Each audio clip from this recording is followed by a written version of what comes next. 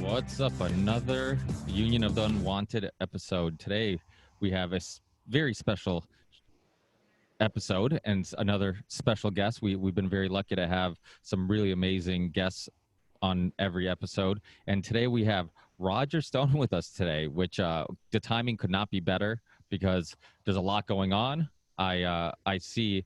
One thing I want to kind of start off with asking you is that I think we've had these discussions on this episode a lot of people into alternative media, because if you're not familiar with these type of episodes, what we basically created is a conference call for people into alternative media, people who've been suppressed, people who've been, I mean, that's where the Union of the Unwanted came from. I try to gather people who've been unwanted by big tech, by mainstream media, and enemies of the state, my fellow enemies of the state. Basically it's an absurdity. We've never seen this level of censorship, this level of muzzling alternative opinion. It is unprecedented. They put up a virtual iron wall between the corporately owned media and their allies in Silicon Valley, in which they believe some ultra truth. There is no evidence of voter fraud. That's absurd.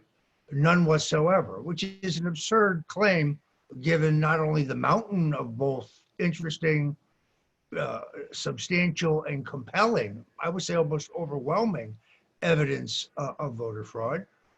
Additionally, there appears to be the cyber manipulation of the vote. I get a lot of questions about that, but I know Sidney Powell to be an attorney who takes her responsibilities very seriously, and the assertions she's made about the action she intends to file or seem chilling. I'm not an attorney, so I can't speak to that question. But this censorship, I should better put it a better way, this control of mass communication gives the combine, call them whoever you want, the deep state, the military industrial complex, the political establishment, if we know what we're talking about, the permanent neocon class that has infected both political parties. This is an unprecedented, even for them, level of censorship. You can't even disagree. If you speak about some of these issues, you're branded a conspiracy theorist, when they're the ones who, for 3 years, told us there was absolute evidence that Donald Trump was in bed with the Russians, except for there wasn't any. So it's kind of interesting as to where we are. Well, I see a lot of similarities up there. I see a lot of similarities with the COVID thing. I've had Mickey Willis on my show, and a lot of people, Dr. Scott Jensen, a lot of these people who've been suppressed. So the mainstream media is telling you that, like, hey, all the mainstream doctors agree on this, and yet, like, all the people who don't agree, who actually have evidence that goes against the mainstream narrative, they're being suppressed. And it's a similar thing now, where you're seeing the mainstream media tell you that, like, oh, you're accusing people of voter fraud and there's no evidence, but anybody who does have evidence, like Ben Swan or anybody else who's actually been reporting on this stuff, has been suppressed, right? Yes. No, it is exactly that. So we are, at this point, we're in a process in which I think there was, in fact, 2 levels of voter fraud.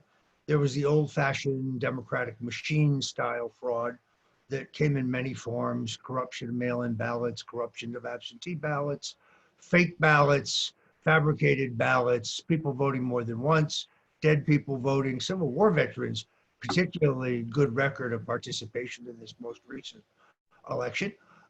There's a mountain of evidence there. Whether those issues provide a sufficient cause of action to overturn an election in the courts is a question I can't answer because I'm not an attorney. It is certainly should be grounds as far as I can see. And then it does appear to me like you have the cyber manipulation of the vote, which is an issue that deserves to be aired. But you know, those who talk about it are immediately branded as conspiracy theorists, and they're deplatformed. But look, I was a pioneer. They blew me off Twitter at 550,000 followers well over 3 years ago. And I think I hurt Jake Tapper's feelings or something. It was something really innocuous that they went crazy over, but it is where we are. Now I'm going to shut up and let other people speak. Yeah, does anybody have a question for Roger? Yeah, I do. There's a question about the tabulation of the votes and everything. And people are saying, well, if we calculate it correctly, it might swing some votes one way or the other. And that there, you know, if there was evidence of voter fraud, you know, we have to look into that.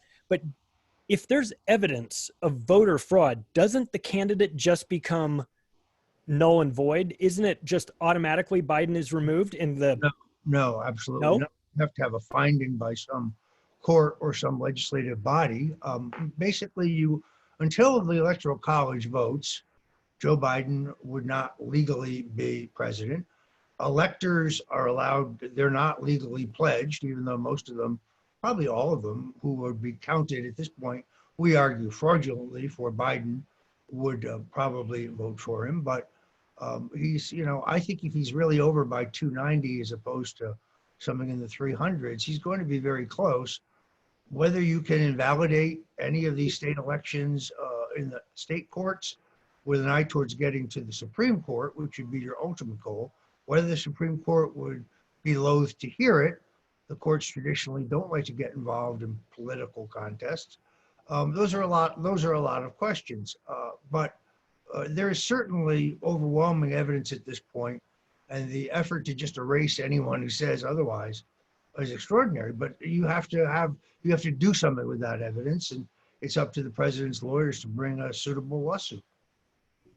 So why is the focus then on voter fraud, which historically only turns up in insignificant or negligible number of cases, rather than voting machines, rather than genuine election fraud? I actually think it is. In other words, what I have seen is that in the states, Republican lawyers, most of whom live in the state, some of whom are volunteers, some of whom who are on the RNC clock, but who understood their state election law, felt that in most cases there were numerous potential causes of action. In other words, different acts of voter fraud. But they seem to be, I don't know whether they will choose the right one, whether I think that they are being subtly discouraged by some in the Republican establishment to kind of let this go. That pressure is very definitely there. It is, but you have to examine both, because ultimately the question would be, if there was cyber manipulation of the vote, and if there was old-fashioned voter fraud, mail-in, absentee, so on, did they combine switch the votes to swing the presidency, or did one swing the presidency or the other? I think the answer is that they didn't get enough votes the old-fashioned way. That would be speculation on my part. I do have a high regard for Sidney Powell, based on the way she fought General Flynn's way out of the corner, and a great admiration for her. And she's not a lady who speaks lightly. I mean, she doesn't make threats that she can't back up from a substantive point of view. So I'm going to be very interested in see what her strategy is going forward. So Stone, I had a question in regards to fraction magic of the voting machines, when researchers like Bev Harris of Hacking Democracy, who's a liberal, actually would come out 4 years ago before the last election and was exposing fraction magic, where they can take, you know, like your vote and have 52% of it go one way and 1% maybe go to libertarians and 47% go to the other candidate, where it's done at the machine level. How aware, I know you don't speak for the administration, but how aware is the Trump administration of that, and did they set any traps potentially to try to catch something like this, and what could be done about that? No, because I think to set a trap, you would have to anticipate it. It is pretty clear to me that the president's campaign never anticipated this moment. Look, I give the president enormous credit because I think that we've basically been subjected to a psyop. Not only the constant repetition of polls that turn out to be not even close, the slanted coverage of the president, the censorship and limitation of any discussion of his son's business activities, which certainly look bad to me. All of that, I think, the president, we were told repeatedly in the PSYOP, between his handling of COVID-19 and the flight of suburban women, the president's goose is cooked. And I think only kind of despite his campaign, but through a superhuman personal effort to barnstorm in the key markets and hit the key arguments for his reelection, did he fight his way back to, I believe, win a majority of those legal votes cast. There's no anecdotal backup for the idea that Joe Biden was outpolling Barack Obama. There's no evidence of any intensity. There's no evidence of any enthusiasm. The whole thing really does not smell good. And they're limiting access to him because of they're concerned about his mouth. And they are basically doing an excellent job of trying to act like he is the president-elect when technically that's not true. The states haven't certified. You still have state legislatures to go through in some cases where the legislature can make an independent judgment. They have to certify the electors to the Electoral College. It's a whole new battleground. I don't see the president ever throwing in the towel as long as he realistically knows that he was defrauded in this election, which he was. Yeah. I got a question for you, Roger. Here in Canada, we have our great leader, Justin Trudeau. And actually what I heard from one of Justin Trudeau's best friend a couple of years ago was that the Obama campaign was brought over to Canada to elect and help elect Justin Trudeau. Now, what suddenly happened right away was that, President-elect was, congratulated by Justin Trudeau right away. And I wonder if you're aware of that huge connection between the Liberals in Canada and the Democrats. I am, and it's not surprising. You notice that a number of people who are supposed to be influencers immediately rubber stamped the Biden presidency. George W. Bush, who endorsed Hillary Clinton, and therefore that should be discounted. Mitt Romney, the epic Benedict Arnold of our time. People need to understand that when Mitt Romney is on with, I guess it was Chris Wallace, criticizing the president's character, Mitt Romney is a man who believes in nothing. He ran for the U.S. Senate to the left of Ted Kennedy on all social issues. He is not a conservative. He had trouble saying it. He said he was severely conservative, which no conservative would ever describe themselves in that way. But he wanted to run for the Senate in a state that he did not live in, but he had family connections to. The Republican state treasurer, a fine man, a Trump supporter, wanted to run for the Senate, had been preparing to do so for several years. Romney prevailed on the president to lean on the treasurer to get out of the race so that Romney would be unopposed. Then Romney asked for the president's endorsement, which the president gave him. And what has he gotten in return? Nothing but the shiv in the back. Now, interestingly, George Romney, his father, did the exact same thing to Barry Goldwater. Sent him a vile 12-page letter and released it to the press, falsely accusing Goldwater of racism. But these people, before he ran for governor as a Republican, Mitt Romney's a registered independent. He supported Paul Tsongas against Ronald Reagan in 1980. So don't lecture us about what's conservative. It's laughable. I have some questions for you, Roger. Sure. We met at American Priority Conference. I took a picture with you and took a stone and I posted it on Instagram, and I lost a couple of friends. They're like, I know you're going through a lot, but what the fuck is wrong with you? Are you okay? Because I posted a picture with you. You're obviously a woman of great taste and discernment. I am. You've got great lips. Continue. Thank you. They're not silicone. My question, can you comment on the rumor regarding the watermarks and the comment that Steve Picciott made, and I called the Department of Homeland Security, and they told me to call per state. Now it's a supposedly sting operation, but there's no universality even in a state between counties. And two, can you comment on the executive order that President Trump put forth in 2018 about foreign interference? Yes, let's take them one by one. Tell me, let's take the second one first. I do think that that there was cyber manipulation of our election. I do think that there were votes manipulated. I do think we're going to find substantial evidence. If that was done from offshore, which I believe it was, if our data bounced around from Germany to Italy, I took a brief tour of Europe before it came back to us, after which it was homogenized. I think that is that's a legitimate issue. Your first question, tell me again. You're muted. Sorry, the first, and also, by the way, Dominion is based out of Canada, so that is also considered foreign.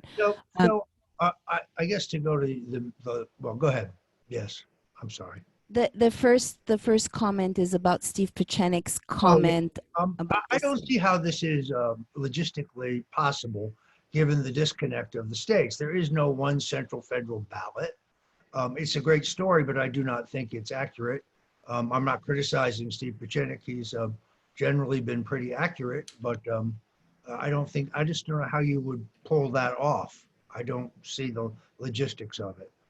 Whereas there's no question that the technology that was used in the Hammer program under the scorecard subset, which enters the computer line of custody when the counties send the results to the state. That's the entry point at which the data is taken and I believe corrupted.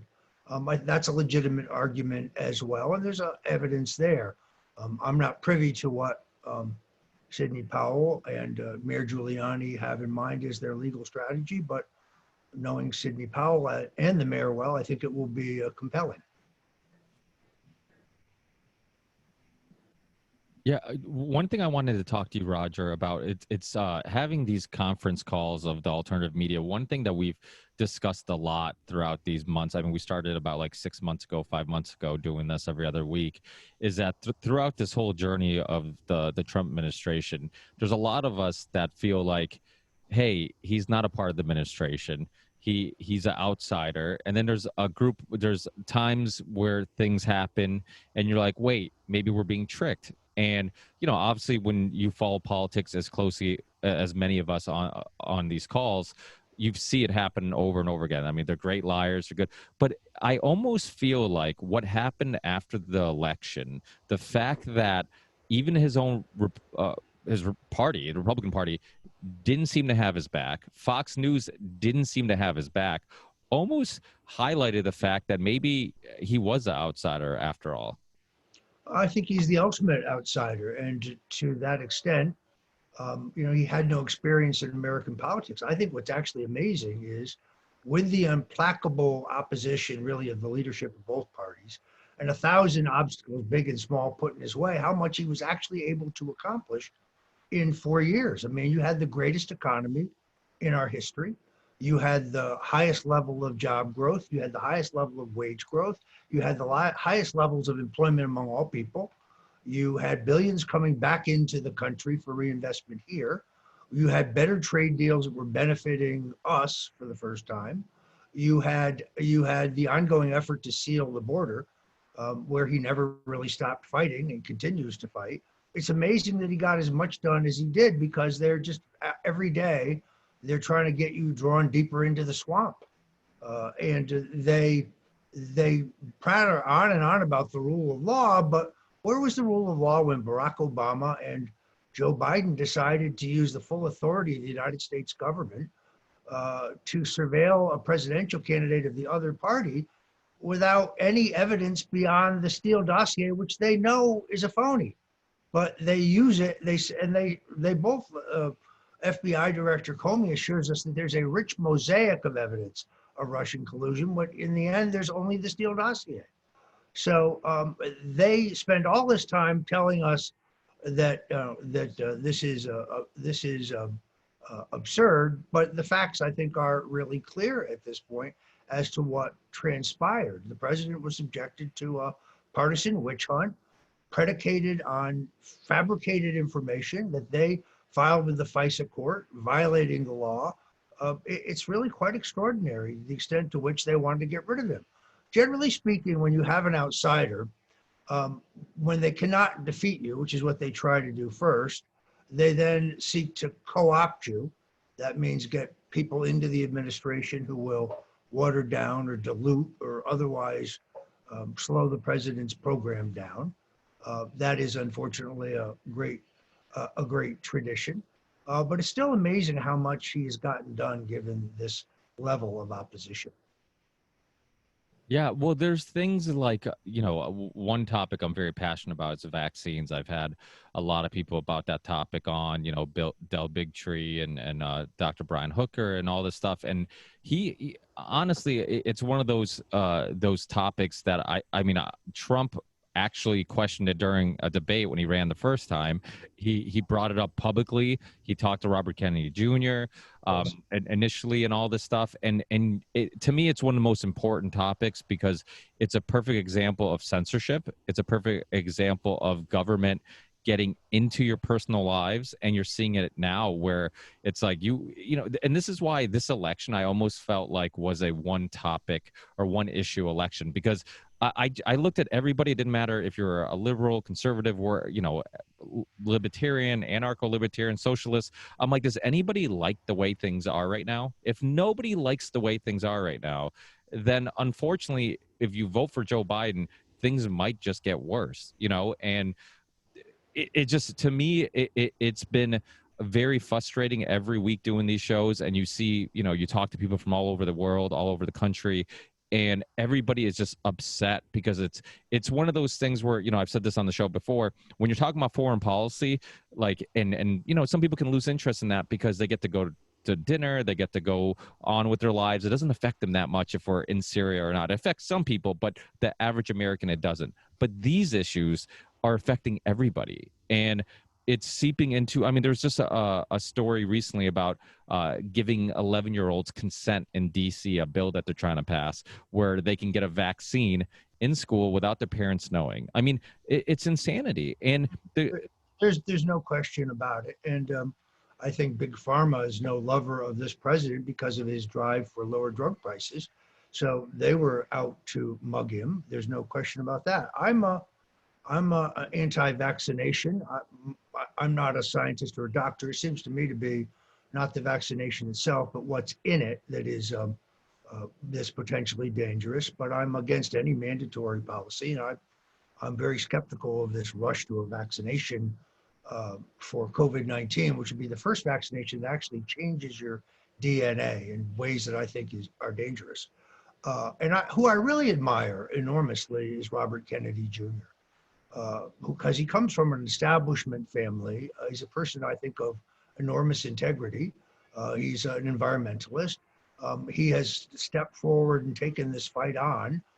He's been denounced by members of his own family, but that's too bad because he's right. And he's been very, very courageous about it. I admire his leadership. I liked, his father was a man of great courage as well. Staunch anti-communist, worked for Joe McCarthy, actually. Part of the Robert F. Kennedy Sr. narrative they don't tell you. But one of the Kennedy sisters dated Joe McCarthy. Joe McCarthy was in the bridal party when Bobby Kennedy married Ethel. Robert Kennedy was the only Senate Democrat to attend Joe McCarthy's funeral. Very interesting. Since we've got Roger Stone here and he just mentioned the vaccines, I was wondering what your take is on Andrew Cuomo in New York, now that the New York State Bar Association has said it will be mandatory in New York to take this COVID-19 84 vaccine, especially because the media pre-election and post-election almost made Cuomo Trump's foil and not Biden. So what are your thoughts on that, Roger? I agree with that analysis. I think the governor is a real liability in his own actions. I mean, I was at the bookstore the other day and I see that Andrew Cuomo has written a book on leadership, which is extraordinary given what we know about the assignment of people who were infected or people who could be affected to nursing homes. This looks like a mass murder to me, a mishandling of the situation. The governor is starting to blame everybody else or gloss over it, praising his own leadership. I don't think that's an accurate depiction of what has transpired, but the mainstream media narrative required the Trump is fumbling the COVID-19 response, which I think is creating. At the end of the day, despite Joe Biden's huffing and puffing, virtually everything he's proposing in his new task force has already been done, except the annihilation of our economy and our social fabric, which they would also like, and I think is a mistake at this juncture. Yeah, it seems like in order for Donald Trump to actually win in terms of now that we're in this stage of the fight right now, and it seems like what he would have to do is obviously get the will of the people, and not just necessarily his base, but also some people outside of his base. And being a libertarian, I was a hardcore Trump supporter in 2016, sort of embarrassed to say a little bit. I was a Ron Paul libertarian guy, then voted for Gary Johnson, and then went pushed for the president in 2016, had a Donald Trump, bought a signed hat before the election. I listened to every single one of your shows in 2016 on Alex Jones, listened to Alex Jones every day for like 5 or 6 years. Right. I stopped after the election though, because it became nothing about Trump. It became everything about Trump afterwards. But anyways, he didn't win my vote this time because I saw that there's so many areas in terms of my big thing is economics. And I saw that he had Gary Cohn on as his first economic advisor. And then, I don't need to get too much into that. He had Jerome Powell. And the day he picked Jerome Powell, I knew that for me, my main issue was the Federal Reserve, and then seeing a swamp monster like him.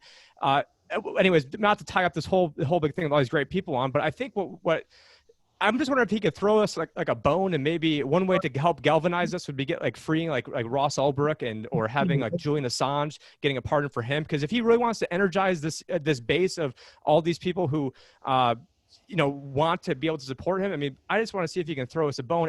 And actually, the day after you were hit with the ricin attack, you were supposed to be on Ernest Hancock's show. And unfortunately, obviously you had the no-show because you were in the hospital. And I filled in for you that day to talk about Teneo.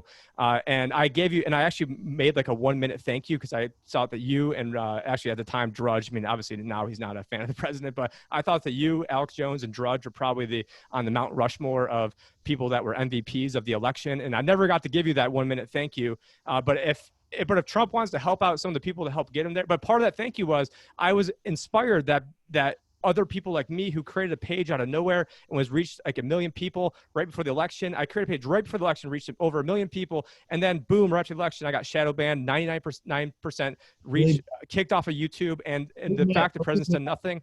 Believe me, I get it. But I think the problem here is that as a libertarian, as a believer in the free market, you got to finish the story. Yes, Trump did have Gary Cohn, a Wall Street guy, a globalist, somebody who doesn't understand growth economics, but he was dismissed, and the president, I think, brought in the most dynamic member of the Trump team, Larry Kudlow, who does have libertarian instincts, and they're the ones who unleashed this mountain of tax cuts and regulatory cuts, which, as anti-government conservatives, libertarian conservatives, I think that is an extraordinary thing. Now, along comes COVID. Trump is not a scientist. He's not a doctor. The doctors around him, who are all establishment corrupted, basically given these draconian projections of how many will die if he doesn't shut the economy down. He errs on the side of caution because he doesn't know. Thank God their projections are wrong, but you can see why he wouldn't want to rely on them a second time to shut down the economy, which is, I think, interesting in itself. Yeah, well, as part of that story, I was on Facebook in 2004, and the very first show that I said that I liked was Larry Kudlow, because I was watching him at 14 years old. And the problem with Larry Kudlow is as soon as he becomes a company guy and he switches a lot of his stances just to become pro-Trump, and he actually backed away from a lot of things. And then also, Trump, there was 16 times during the election or even more during the run-up in 2016 where he said the economic numbers are fake, and he was talking about the jobs numbers and said these job numbers are the most fake phony numbers that have ever been existed just to make presidents, politicians, and economists look good. And so the fact that he was speaking my language and then flipped it, yeah, if you're using the same rigged numbers, he did make the rigged numbers look good, except then he flipped the script. And so that, for someone that actually knows the numbers, I was doing presentations on this before COVID hit, so I don't blame him for the COVID stuff. And it's not that, it's just that even a guy like Larry Kudlow completely changes his tune, because once, he was a big critic of the president, and then he gets in there, and then all of a sudden now he starts, basically carrying the bags, for Trump on certain things. But he has been the spark plug. He's been the apostle of the pro-growth policies that have really made the whole nucleus of the success of Trump's presidency. I think is attributable to the president's chosen jockey, who is not the Wall Street corporatist that you mentioned earlier, because that was a horrific appointment. It's hard to understand. I kind of like your story because it's similar to mine. The last vote I cast in a Republican statewide primary for president was for Ron Paul. Then when the Republican Party nominated Mitt Romney, I knew what he really was. I just couldn't stomach it. So I supported Governor Gary Johnson. It's hard to leave the Republican Party. It's the traditional home of Goldwater, Reagan, Nixon. I have a sentimental feeling for the party. I was a young Republican national chairman. I went to become a libertarian, probably would have stayed there until Donald Trump staged the, essentially a hostile takeover of the Republican Party, making my return, possible. So I think the party's changed forever. In other words, this is not about really whether the president survives or whether he gets another term. He has started a revolution that is not going to go away. So now they have to censor that revolution because it's reform is dangerous to the system. They like the status quo. Roger, can I ask you then, if you really think it's going to change, for instance, what are your thoughts on somebody like John Bolton, who you've spoken favorably about in the past, basically telling him to throw in the towel, concede. And I would argue his base, Trump's base, was never in favor of a Bolton appointment. What are your thoughts on it? Having known Bolton personally, I now recognize that I had misjudged him. First of all, I know him to be very able. What I never understood was whether he was just an able executor of a plan, or whether he was, able to do this in a way that worked. I have lost faith based on additional evidence that he is able to do so. So yes, I did speak, I guess, hopefully of him at one point, but it has not borne fruit in terms of my expectations. Roger, I know you have a hard out in about 5 or 10 minutes. We started off the panel here talking about censorship and talking about the crackdown on free speech. You kind of obfuscated to the FBI the nature of your relationship with Julian Assange and WikiLeaks. No, I never spoke to the FBI, so. Or the Flynn investigation. I read the transcript. I never spoke to the Flynn investigation. But whatever you were testifying on, where the transcripts got leaked and we all got to read them, and it was fantastic reading. Isn't it more important now than at any other point that we collectively stand up for Julian Assange and for WikiLeaks? Because the precedent that it would set going forward is that any journalist or publisher, no matter where they are, no matter where they live, who receives classified information or goes to protect a source or publishes classified information can be extradited to the U.S., thrown in a black hole for 175 years for printing vital information to the public. So yes, let me address that. First of all, I'm not surprised you didn't see this, but at midnight on Election Day, midnight, the busiest media day of the year, the Department of Justice released the last previously redacted sections of the Mueller report regarding Roger Stone, which proves that they had no evidence whatsoever that I conspired with Julian Assange. Right. Had any special knowledge. I think, and I've gone on the record to say, Assange is a journalist. The claim that he's a Russian asset, I just don't believe we've ever seen proof of that. It's just an assertion of John Brennan and the deep state. I think, interestingly, nothing Assange has ever published has been challenged in terms of its authenticity or its accuracy, which you can't say for the New York Times.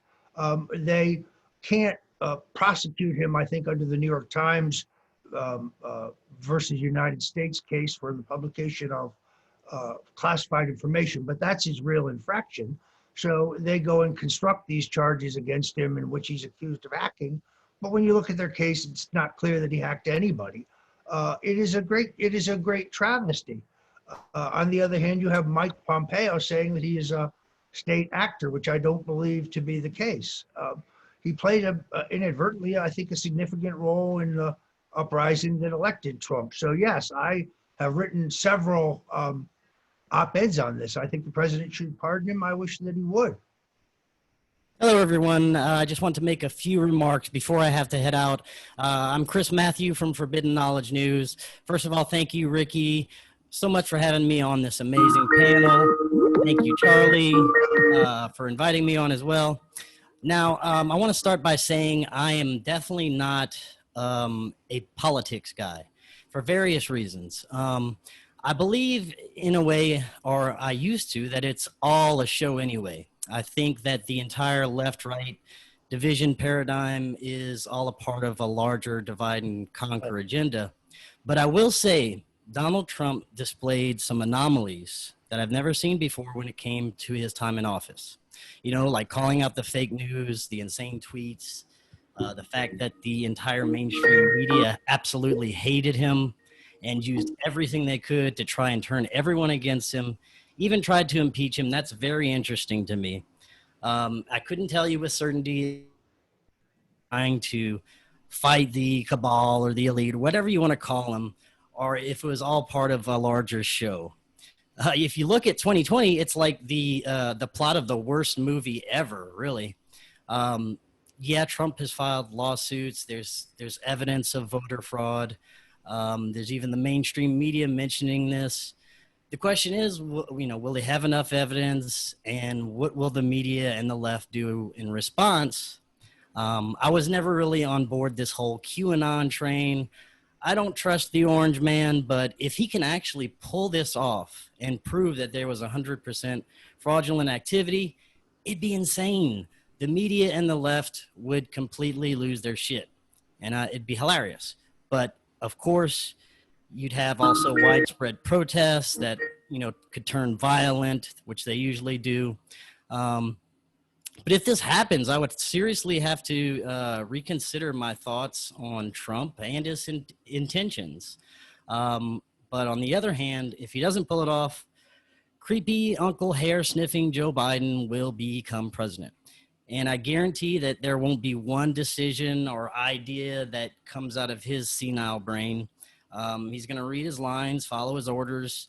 And in my opinion, with a Biden presidency, we're going to witness mask mandates, vaccine mandates, extreme restrictions if you opt out, possible economic crash, definitely more censorship, Yes. Possibly to the point of eliminating free speech, Yes. a big tech corporate takeover completely with extreme surveillance, and you can probably forget about small businesses surviving if they continue with this whole corona op. We're going to probably see a ramping up of the Internet of Things where we can just social distance forever and do everything online. So right now our future it's pretty uncertain to say the least. But what I do know is the most amazing thing happened as a result of this elaborate psychological warfare op.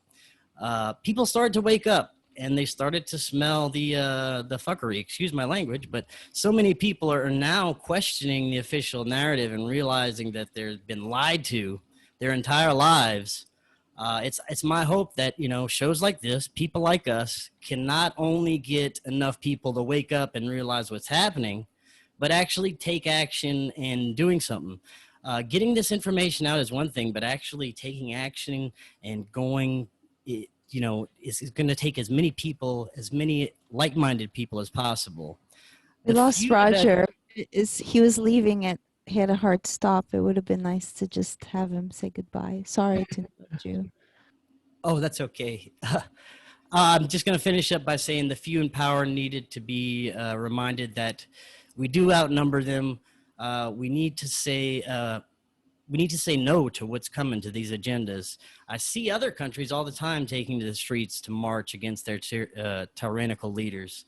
Maybe it's time we do the same. You know, I'm an optimist. I think that we can change this dystopian course if we lose the left-right, red-blue divide and the conquer agenda and focus on the real enemies, because they hate us and they've already waged war on us, the people, and we have to start somewhere. And we have to start while we still have these platforms and we still have a chance.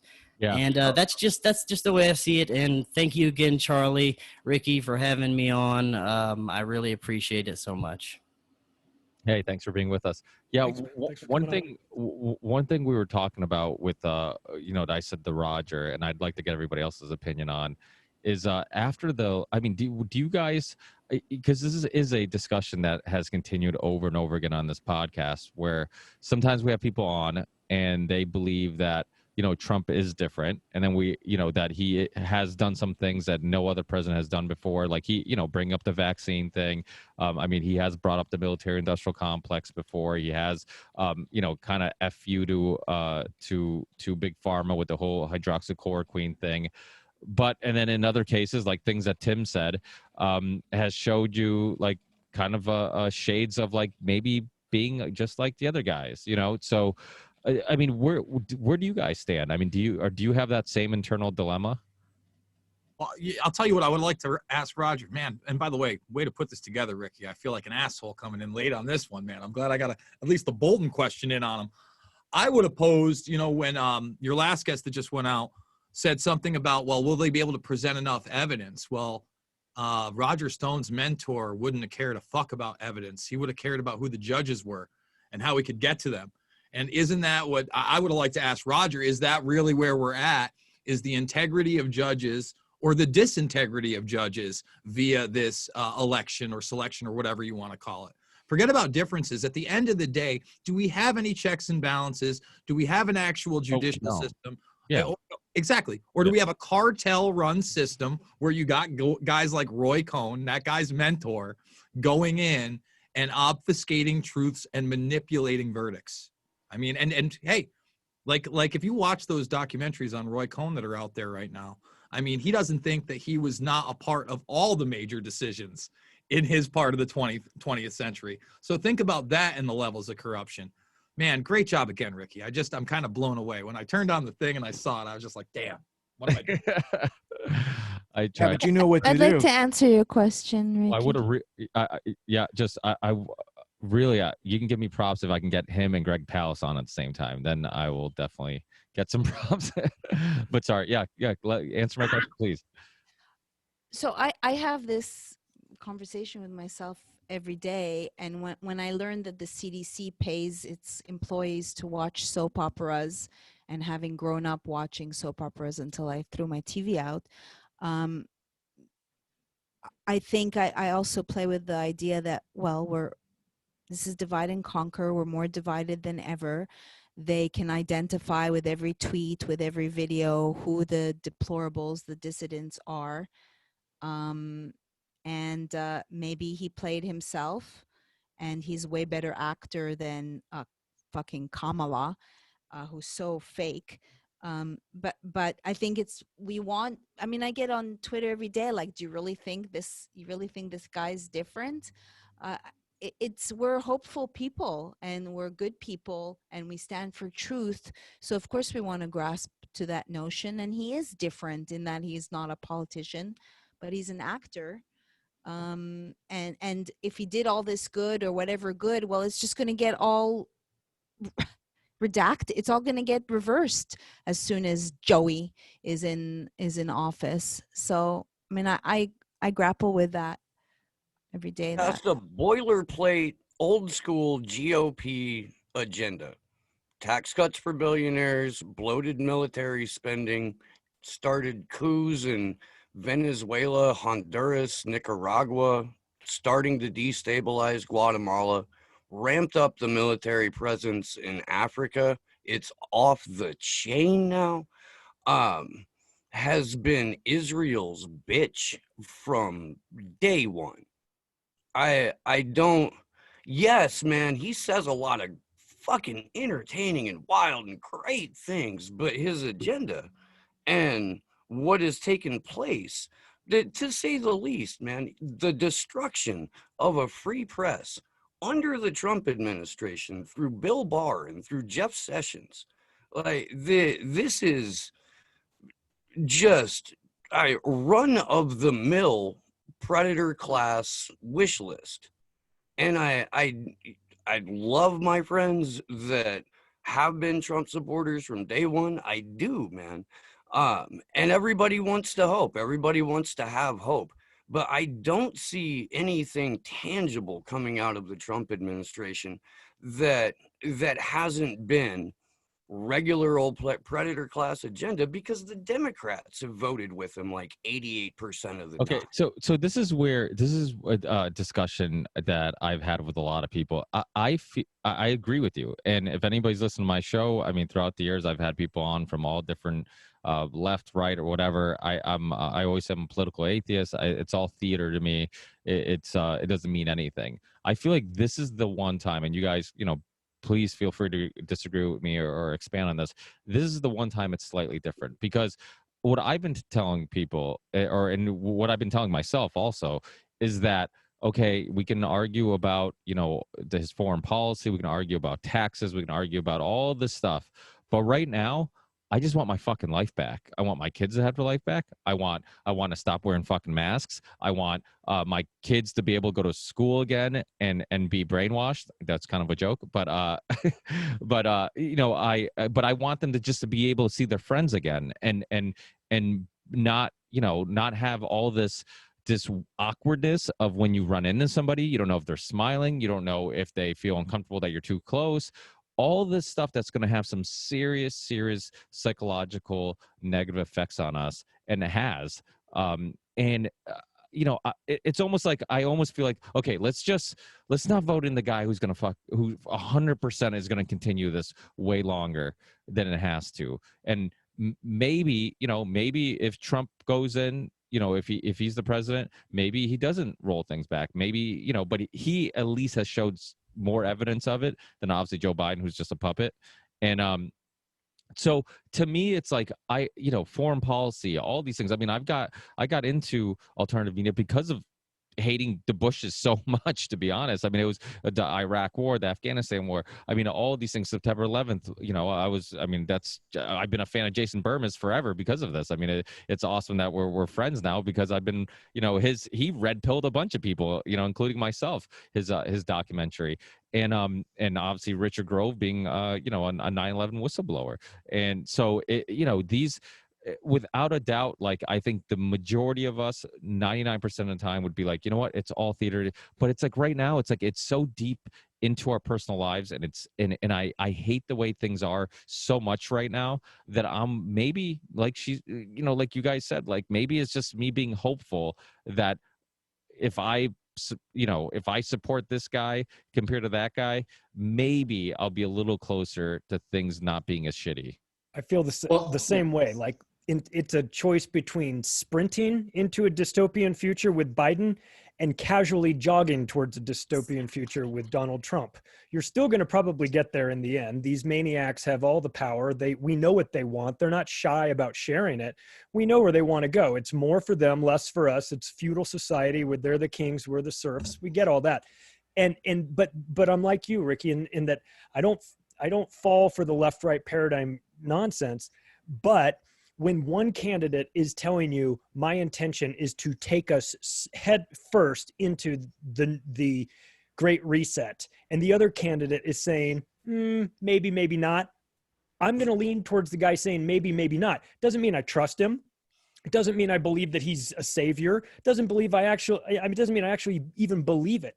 I just know that if one guy is saying that my agenda is this, and the other guy is saying that my agenda might be that, but it might be something else, and we have two choices and two choices only in this shitty system that we've developed, it's like, I'll lean for that guy, but I'm not going to go out and advocate for him, really. I'm still very suspicious of these guys, and rightfully so, but the Biden administration just seems like a sprint into insanity. And I'm not I'm not feeling that right So now. what's the solution? Because like you know, I'm sick of the thing. Hi guys, thanks for allowing me to join. Really appreciate it. I'm Kingsley from Float.app, new social media, censorship resistance. We have cryptocurrency built in, and I was actually part of the 2008 and 2012. We helped take over the state of Nevada for Ron Paul. And then I learned how just corrupt on the local level that, you know, politics can be. Got into cryptocurrency after really understanding what it you know can do and ending the Fed. Big part of Ron Paul's mission was ending the Fed. And so now, since then, I've been kind of just a crypto entrepreneur, building products and services in the space. So that's what I've kind of decided to dedicate my life to, because not only can you make a lot of money with cryptocurrency, but also because I feel like it's the fastest and easiest way to a more peaceful and prosperous, you know, opt out of the financial system, you know, for the world. So what are some other solutions that you guys can think of as far as getting out of this two-party, you know, paradigm that we're living in right now? Yeah, it's not even a two-party paradigm, is it? Right? It's just it's command control right now. One party, yeah, right. Yeah, it was like one party. Yeah, can we get it to two? Well, I'm just saying, even any way you look at it, just like Mr. Robinson put it out there, he's right. Charlie's right. Is are we jogging or are we sprinting? Okay, and people need to realize, as of right now, we are on the ground with a fucking boot on our throat. Okay, so pushing back is over. You see what's happening in New York. You're seeing what's happening nationwide. Joe Biden ran on a stance of mandatory masks if and when you go back to work. I would go with what Scott Atlas said. And I'm not trying to make this into MAGA, but just like Charlie said, it was very cut and dry. Trump was running on no lockdowns. Biden was running on lockdowns. Fauci's telling you right now you're wearing masks and you're social distancing after a vaccine. Scott Atlas is telling you the vaccine isn't mandatory. Don't get me wrong. None of Operation Warp Speed is great. But the bottom line is it is no. And it's going to be no with at least your presence and force. It's not going to be no from a fucking keyboard. Okay? Yeah. I'm going to say it again. What Idaho did was the only semblance of people getting together and storming their local governments that even worked for a second. And right now, if we don't start organizing that, we are all going to meet the same fate, period. I agree. I agree. There is nothing else left, guys. It's storming your local government with a bunch of people, and they've already set up demonization via what? That whole Whitmer plot that was, riled up by an FBI informant. I'm not saying we need to kidnap anybody. I'm not calling for anybody's physical harm. I want to make that abundantly clear. What I am saying is the halls of Congress and Senate in each state are fucking ours. They're ours. Okay? So if you want your life back, you better get a couple hundred or a couple thousand people and start storming these motherfuckers. And that's my next step. I'll guarantee I'm going to try to put something together like that here in Iowa prior to the inauguration of whoever is next if they continue with this. I am 100% there with you. I mean, I think that's the answer. We need to get up off our asses and show up at the Capitol of every local, state, and federal building and say, get the fuck out or make some changes. I think that's the only thing that is going to possibly do anything. And when it comes to what you said about Trump, Charlie, you're right.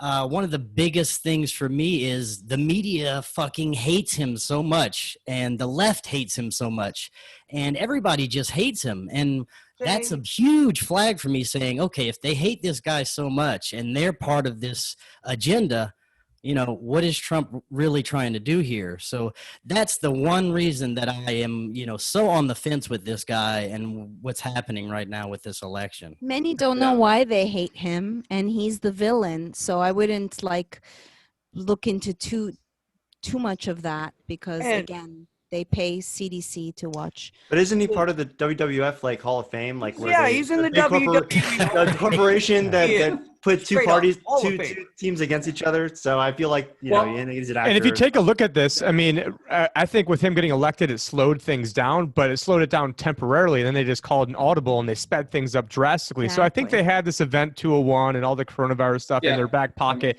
that maybe they were supposed to release years down the road. And then all of a sudden, the Russiagate didn't work, and Russian hookers peeing on him didn't work, and the Ukraine gate didn't work, and the impeaching didn't work, and so they had to go for plan Z or something and throw a Hail Mary, and it's we're going to lock down the whole world and let's just accelerate our timeline. So unfortunately, it almost seems like with him getting in there it actually, the sprint just intensified, but I don't think he was necessarily a willing participant in it. I just think that they used him and I think that he was too cocky in there, thinking that he knew everything. And the fact that Roger just told us that they weren't prepared for this fraction magic and they weren't anticipating this. You know, honestly, if you're too dumb and you were not anticipating this, you don't deserve to be president, because everybody knew this. Everybody knew that this was going to be going on if you're paying attention. I don't buy that for a second. Nah, me neither. They used the Rona as a cover, and we knew it back in April, May, when we knew that this was less fatal than the flu,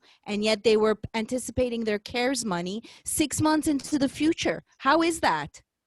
It's the biggest psychological warfare operation we've seen, really. Well, see what's happening, guys. Like, I don't know if any of you actually watched the whole Event 201 thing. It's like a 3-hour, love fest of tyranny. But in that, the exact playbook that we're hearing right now, it's coming out, like lockdown upon lockdown. They're gonna just go harder. The boot, as Bermas said, the boot is down on our throat. They're gonna keep on, stomping on your face right now, because they have the plan. Go and watch it and you'll know exactly what these bastards are up to. They're here in Manitoba, we had a masks, hugs over masks. And basically what the government did is they said that everybody that was on there, on the Facebook event or whatever, they're going to get fined, even though if you didn't show up. And they called them a bunch of morons and idiots. The premier did, right on global on television. And they have these playbook, Event 201 playbook. And they actually talked about in the playbook to have internet shutdowns, to actually shut down the internet, but then they were afraid that there would be a revolution if they tried to pull something off like that. You got to remember, the 65 million deaths that they promoted came out of that Event 201. They had this, laid out. And, me and Tim, we focused on, the financial system, but now we have medical, tyrannical, totalitarian takeover all across the world. In my home country, Norway, actually in Denmark right now, they are at Parliament Hill, Bermas, they're doing what you're doing, and they're actually, mandating government to cut off the law that is actually forcibly inoculate you in Denmark. But, they're not leaving until they actually get the government to stop. And I think a lot of people need to go out there, especially what I'm seeing here currently in, Kanadistan, the communist hellhole that it's turning into. People need to be out there and need to, counteract the craziness that they're doing right now with the propaganda. Yeah, you see people in. Go ahead. Real quick, I just want to underscore and co-sign Bermas's "Let's Go Flood" the local government. December 10th is Human Rights Day, so if you can put that together by December 10th, that might be a great way to kick that off. Just throwing that out there. Yeah, I mean, you see other countries all the time getting out in the streets and protesting the tyrannical government, millions of them, and you never see Americans do it. You see a little bit of it recently because of all the fuckery going on, but yeah, we definitely need to take to our capitals. People were protesting the lockdown. I mean, I just think, it wasn't, I don't think it was huge, but a huge amount of people, but it seemed much less because those videos were being stripped from the internet and you couldn't see them. It was completely okay to watch police stations burn, but you couldn't see the people getting upset about the lockdown. And I think it's some of that, and a lot of this is all a well thought out plan, because if there's a lot of people, when you talk to them, regardless where they are politically, you just start asking, like, do you like the way things are? Does any of this make sense, that you have to wear a mask to your dinner table, but then once you're at the table, you have to take it off? In Massachusetts, where I live, now you have to wear one in public, even if you're by yourself, even if you're, even if you're in the middle of the woods hiking, you have to wear one. I mean, how does this make any sense? We're in a dictatorship. We just don't know it. I mean, we're North Korea. The same way, if you get somebody in North Korea, they don't know that they've been tricked into believing that they have some rights and they're not ruled by a monarchy. That's kind of what's going on here. It's like people, and like Jason's been saying, like, the government, even if you believe in the system, which I don't, and I don't have any faith in it, because it's all corrupt and it's just a rigged game. But even if you believe in the system, it's supposed to be government for the people, by the people. Well, if I don't know any people who are enjoying the way things are, why the fuck are we letting the government continually caused all this, this nonsense. It's like, we should be upset because it's like, if they're not doing anything we want and anything we're enjoying or anything for us, everything's against us, then who the fuck are they working for? Yeah, and there's no going only back to normal either. I think there's only a small group of people, like that Margaret Mead quote, that there's too much apathy, and it's like now I informally interview people, and they're like, yeah, we know, well, we're just doing your job, so everybody's just going to do their job to usher in communism and going to be a obedient Nazi, and it's not going to it's only be a small group of people compared to the masses that are willing to storm whatever. I'll storm whatever, because people are just drinking the Kool-Aid, or they're apathetic. They're not willing. And I think I want to just say, to your point earlier, because of people who've been in vaccine safety, I mean, we witnessed 200,000 people get mass vaccinated in Samoa last year. It happened 30 days. So because of vaccine safety and because of the Rona regime, I mean, now they're including people who are not even willing to entertain the possibility of electoral fraud, that we see this is waking people up. I mean, we know that they're lying. That the fact that you're a Democrat and you're not even willing to entertain the possibility and just say, you're entitled to your opinion. No, mofo, this is not an opinion. I'm looking at lawsuits. I'm looking at affidavits. I'm looking at whistleblowers. You cannot deny the possibility of fuckery on a grand scale when we knew that they used the Rona as a regime. So anyway, whatever's, I'm down to do whatever, but I don't think, looking at my brothers and sisters in China fucking Fornia, San Francisco, that any of these people are going to do anything. They are just drinking the Kool-Aid, or they don't care enough. It seems like they're moving a little bit too fast and making a lot of mistakes, which is waking up people. And if they keep trying so hard to move these agendas along, more people are going to wake up and stop believing in this fuckery that's going on, which I think that's what's happening. They're just trying too hard, going too fast, and they're fucking up. But you know what? I feel like that's at times, but then when you see things like the Epstein story, it's something that a lot of us have been talking about, child trafficking, the elite, all being caught up in all this. We've been talking about this forever. And then when it finally goes public, and mainstream media is talking about it, and Jeffrey Epstein becomes a household name, you're like, oh, look, people are finally going to wake up to the fact that this shit's going on and stop calling people who are saying things that just are too crazy for you to believe a conspiracy theorist. But then what ends up happening is the next time you propose a new thing, they'll be like, oh, that's a conspiracy. Listen, motherfucker, you just said that about the Jeffrey Epstein thing and I end up being right. So how about you listen to me? And just because it's a little too crazy to believe, don't just completely dismiss it. Because unfortunately, some of the darkest, craziest things that a normie, for lack of a better term, would completely dismiss, in just this year alone, a lot of that stuff has turned out to be true. Well, one of the things I think it's too late to wake a bunch of people up. I think if they're not awoken already, it's not going to happen. And the political system, no matter what happens in the way, you either got the left freaking out and destroying everybody's king, or you've got the Biden doing what you guys said he was going to do, like fast paced into this tyranny. Either way, that's kind of a mess. I think the only thing to do now is, what are we going to do? All the people that don't want to take the jab, what's going to happen to us? Are you just not going to be able to go to concerts and flights and all that? Is it going to be some superficial bullshit that we don't really care about anyways? Or are they going to start coming after you? I mean, or us?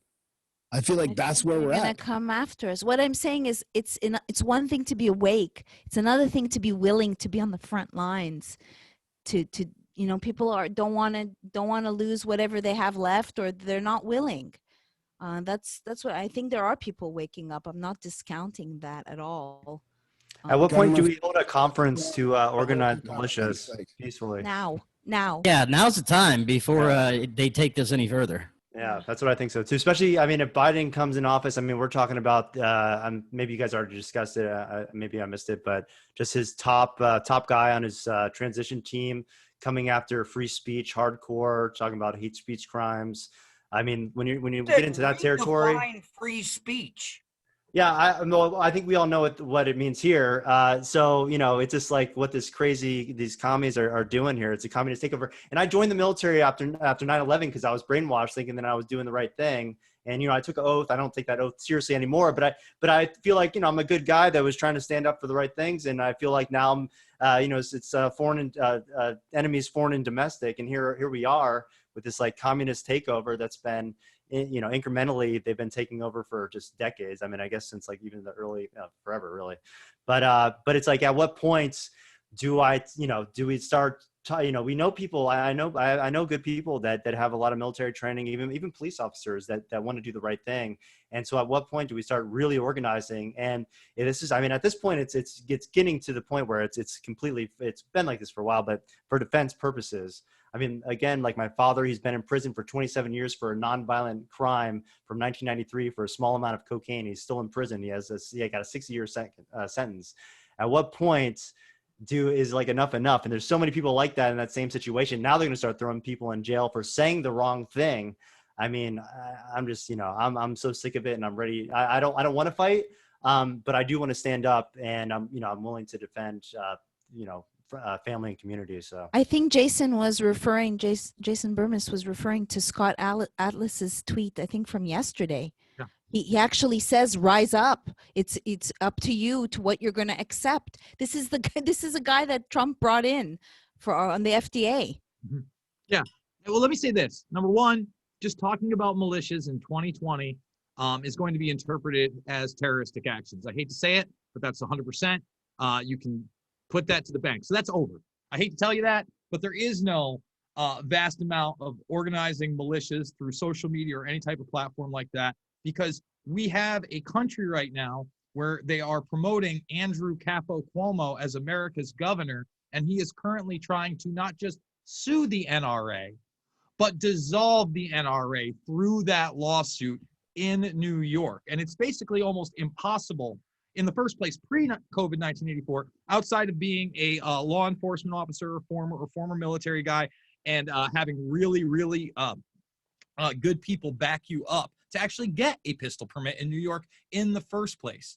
And the vast majority of Americans have now become so docile and afraid of the new domestic terror threat, which is number one, where I don't think that's viable. I think that, again, peacefully resisting, mixing civil rights with that spirit of 1776 and storming those facilities of government are really our only options at this point. And when we talk about this being about a virus, what I do and I try to do, and I've been doing this week a lot, is putting it in their own words. When you've got a guy now, Tony Fauci, who once told you a mask didn't work, and in the beginning of this, remember, it was only an N95 mask that was going to stop a virus anyway. Now telling you mandatory masks, doesn't matter what they are. Post-COVID vaccine, even if 90% take it, these are his words yesterday, and social distancing. What is this really about? When you have Klaus Schwab of the Great Reset coming out and saying at the end of the fourth industrial revolution, this is about merging your physical, your technological, and your digital and your biological entity together. Your identity is all one.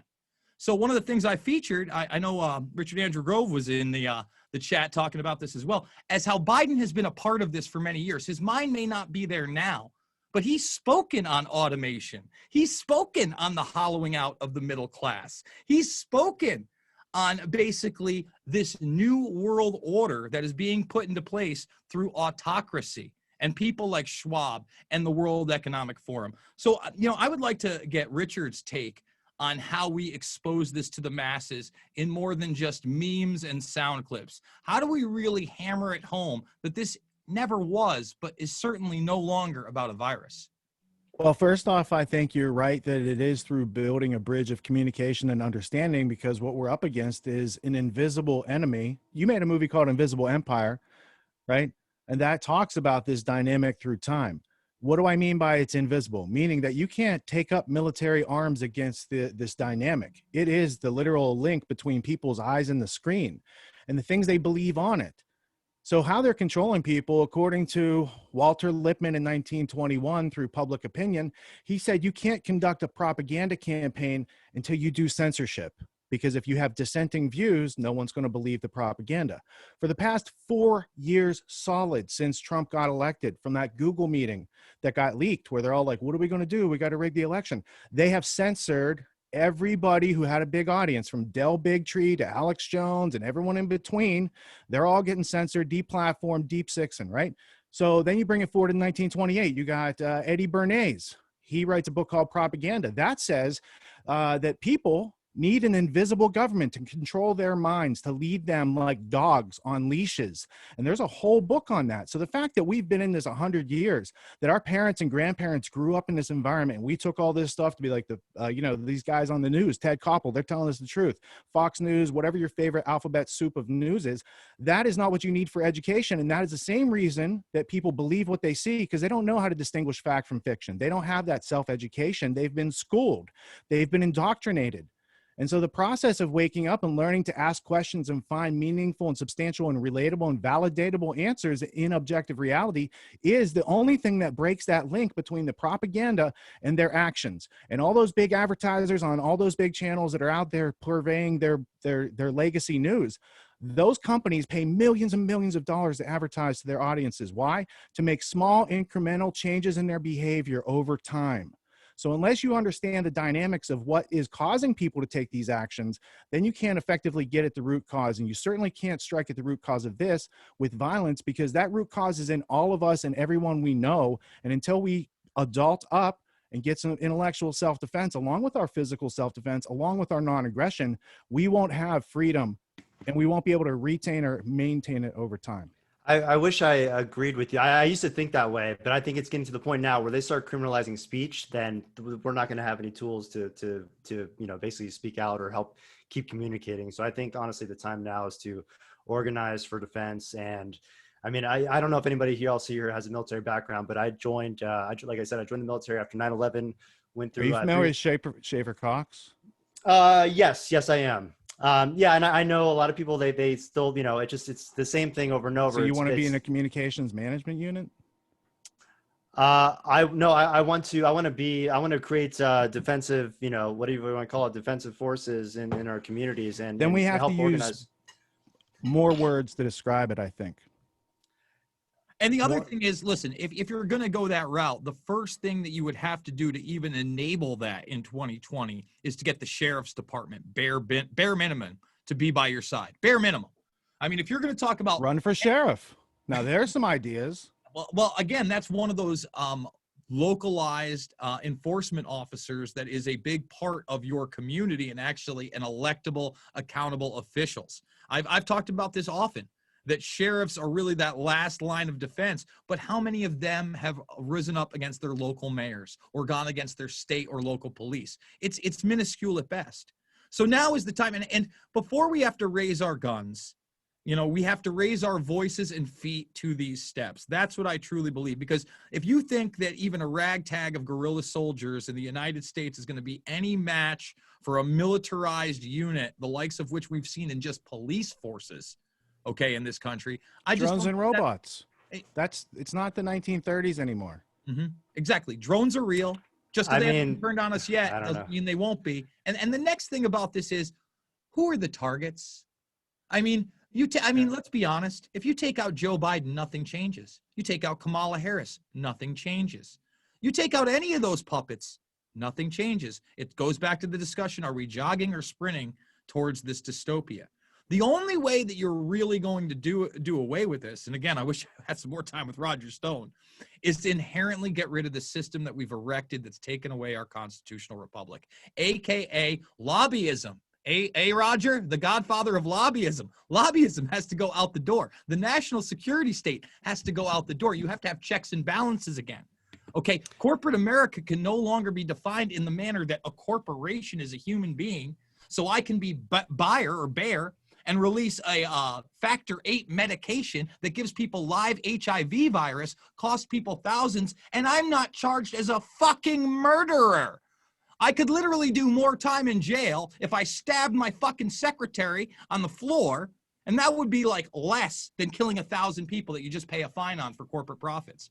And that's not just the United States. Unless you're Joe Scarborough. Then well, you get a fuck. Yeah. See you're it, just MSNBC. walking, and all of Or a Ted sudden, Kennedy. your intern has her head bashed in. She fell.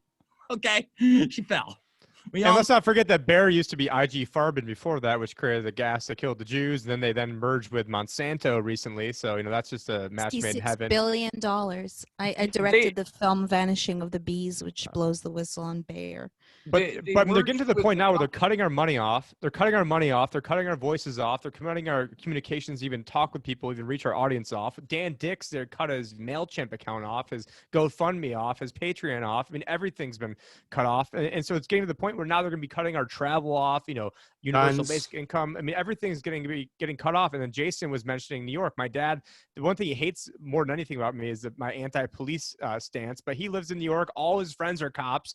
He had the people that vouched for his pistol permit were all police, and he's been waiting for like a year to get a pistol permit, and every single person that vouched for him was a cop. And another guy who I know that Kingsley knows him, someone that is actually getting interviewed by James Corbett right now is Howard Lickman of Thick Red Line, and he was going to use my studio to be part of this, but unfortunately he's getting interviewed by Corbett at the exact same time right now. But Howard has put together this Thick Red Line organization where basically he's trying to work with the local sheriffs to say, hey, listen, where is the line that you're not going to cross? And instead of this thin blue line, how about we all stand together as this thick red line? So I could try to get him on next time we do one of these. I did an interview with him recently, and also with Sheriff Richard Mack down at G. Edward Griffin's Red Pill Conference. I think getting both of them on, because Sheriff Richard Mack is one of those rare sheriffs that would actually go out and stand up for the people and stand up for, I guess, whatever vestige of the Bill of Rights and anything that's left of this country. Just one real quick thing. One of my best friends who was a Ron Paul supporter with me. I mean, he was one of the guys that we were like there at the state Republican convention, like making sure counting the votes, because the previous in 2008 they basically shut down the convention and turned off the lights and kicked all the Ron Paul people out so that he wouldn't win. So super good guy. I've known him, most of my life since high school, and he is a sheriff's deputy. I won't say where. But my idea was basically to help organize something for defense. He basically is a sheriff's deputy in a small town that has, water, natural resources, farmable land. And I was part of the group that we took 200 to 300 Ron Paulers, took over the Clark County Republican Party and took over Ron Paul for the state. So we can do the same thing on a very local level, on the county level. And basically, I mean, infiltrate, counties, cities, wherever. I have one location that will work. And like I said, it's very, it's a good, I think it's a good place. I'm actually going to go visit there this week. So if anybody's interested in that, hit me up, because I like I said, I'm part of a group that has done this before. It'd only take about 100 people. And the idea is that, you do the same thing that we did before. We take over the Republican Party there, and we basically elect the people that we want into office to take over the sheriff's department, the police department, on the local level at least, and then go from there. So it's just an idea, but I think it's a good one. Yeah, I have one comment before I have to leave, and it goes along the lines with these working with your local levels. My producer and co-host Corey Hughes, he has created a website. We're moving to Colorado this week. There's a lot of fuckery going on in Colorado, especially. The website is savecolorado.org. He's got so much information. He does so much research on the whole COVID psych operation. Please check out that website. And if you want to get involved in your local communities, if you live in Colorado, email us. We have a bunch of ideas that we're tossing around right now, and we're trying to get as many people in that community to come together as well. So again, that website is savecolorado.org. And I agree with you guys. We need to start on a local level. And thank you once again, Ricky, for letting me be on this amazing panel. Everyone else, good night. Good night. Thanks for joining us. Yeah, I mean, it's weird, right? Because I mean, this is another one of those dilemmas in the alternative media. It's like you have some people that are just upset and like are ready to take action, and then other people who have zero hope, and then other people who are, are really. I mean, I'm a big believer of just trying to change minds and hoping I can motivate somebody who has more time than I do to go protest. But but yeah, I mean, it does seem like we have to do, like, how far is it going to go before I guess just talking doesn't work anymore, right? I guess that's probably some of the things people are thinking Yeah, about, and it right? will go that way, right? Like if we are not, having that resistance, it's definitely going to go towards that dystopian future. So, like us having these discussions, and especially here in Canada, we really need, people to stand up. Like we only got a few, alternative medias here, like Dan Dix, and then World Alternative Media with Josh. But like now you're seeing an insane amount, like they're actually talking about how great, like our local government is talking about how great the Melbourne, what they did in COVID, and they're actually looking at, because now they're saying like these morons are out protesting, and it's time to, put in actual lockdown. Like we actually shut down all the small businesses, 50% are going to go out of business here.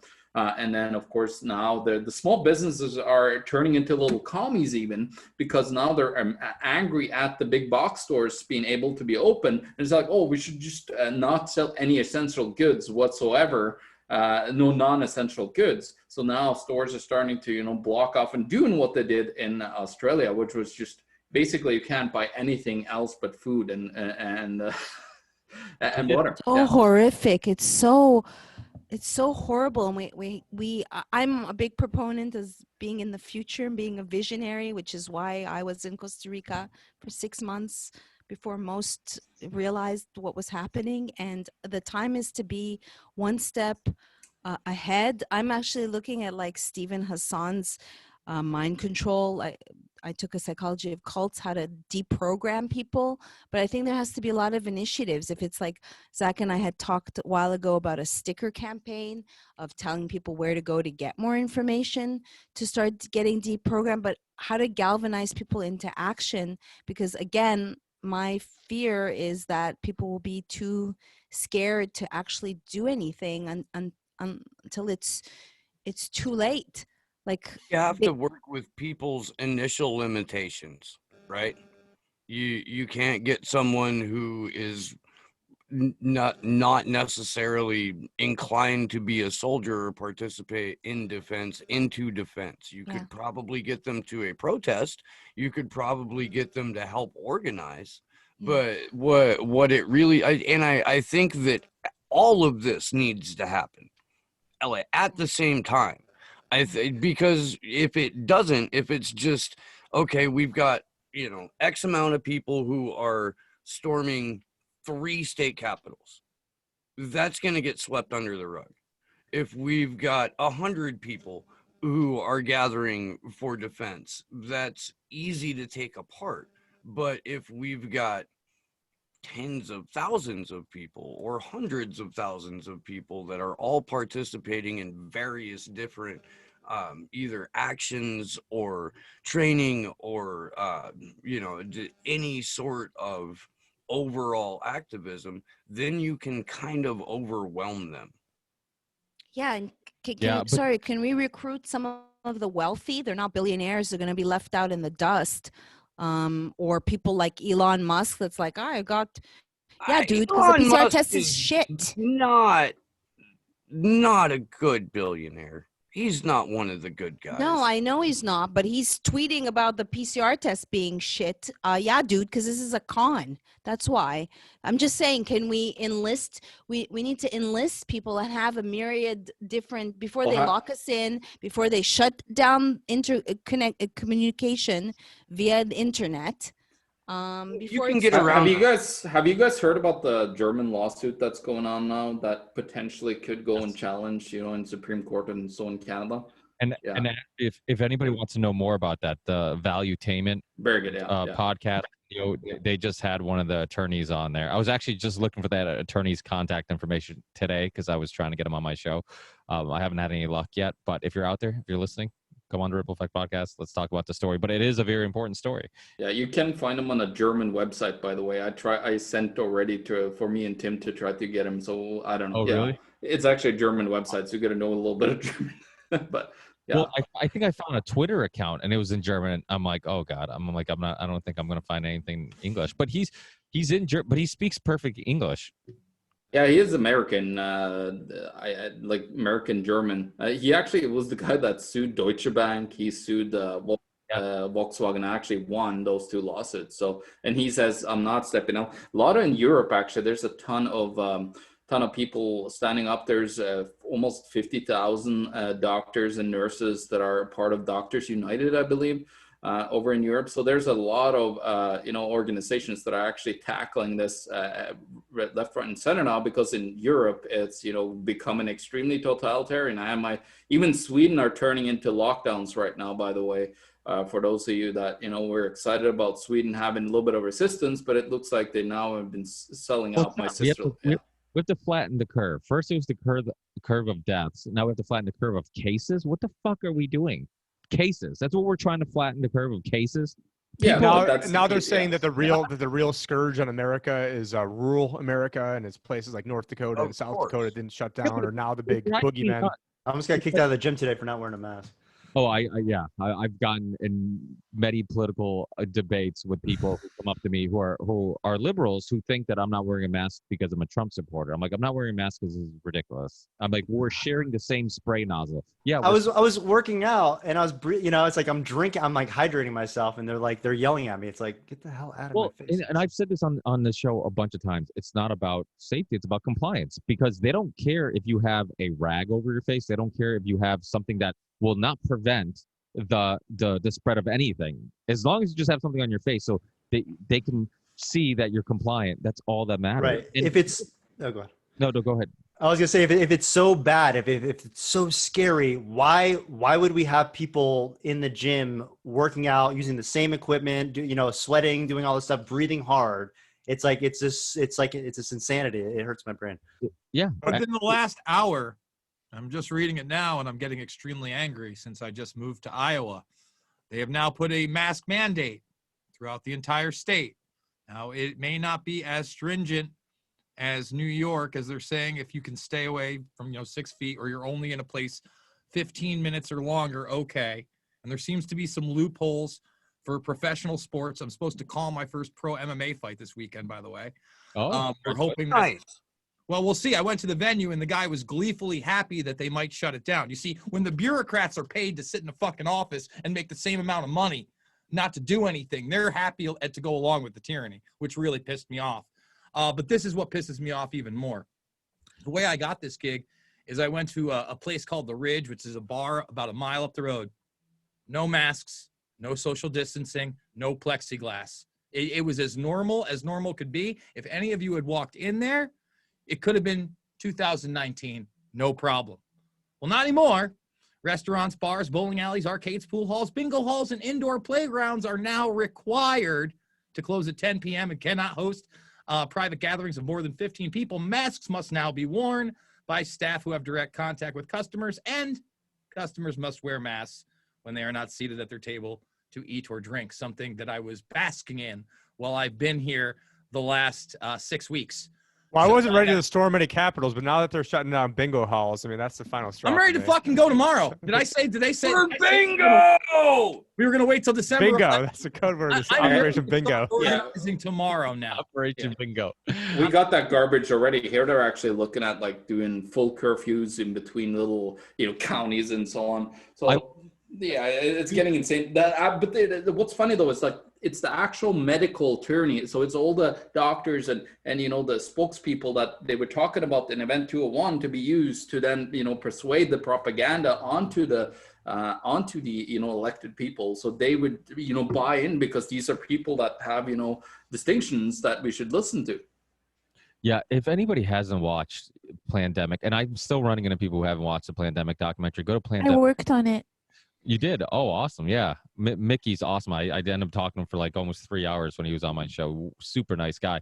But that documentary, for a lot of people, will connect some dots, and it'll make a lot more sense to you than what the TV's telling you is going on. To me, it's outrageous that people care more about defending their political party than they care about, possibly losing their rights and freedoms. There's so many people on the left that really are doing this because of, because Trump in their eyes, didn't take the virus seriously. So they have to keep beating this dead horse that we have to prove to him that he didn't take it seriously than he should have, and all the blood's on his hands and all this stuff. So it's so politically motivated. But something we talked about too that reminded me of Rich, because he talks a lot about this, is, how do we get, how many people are actually going to go out and protest and do something?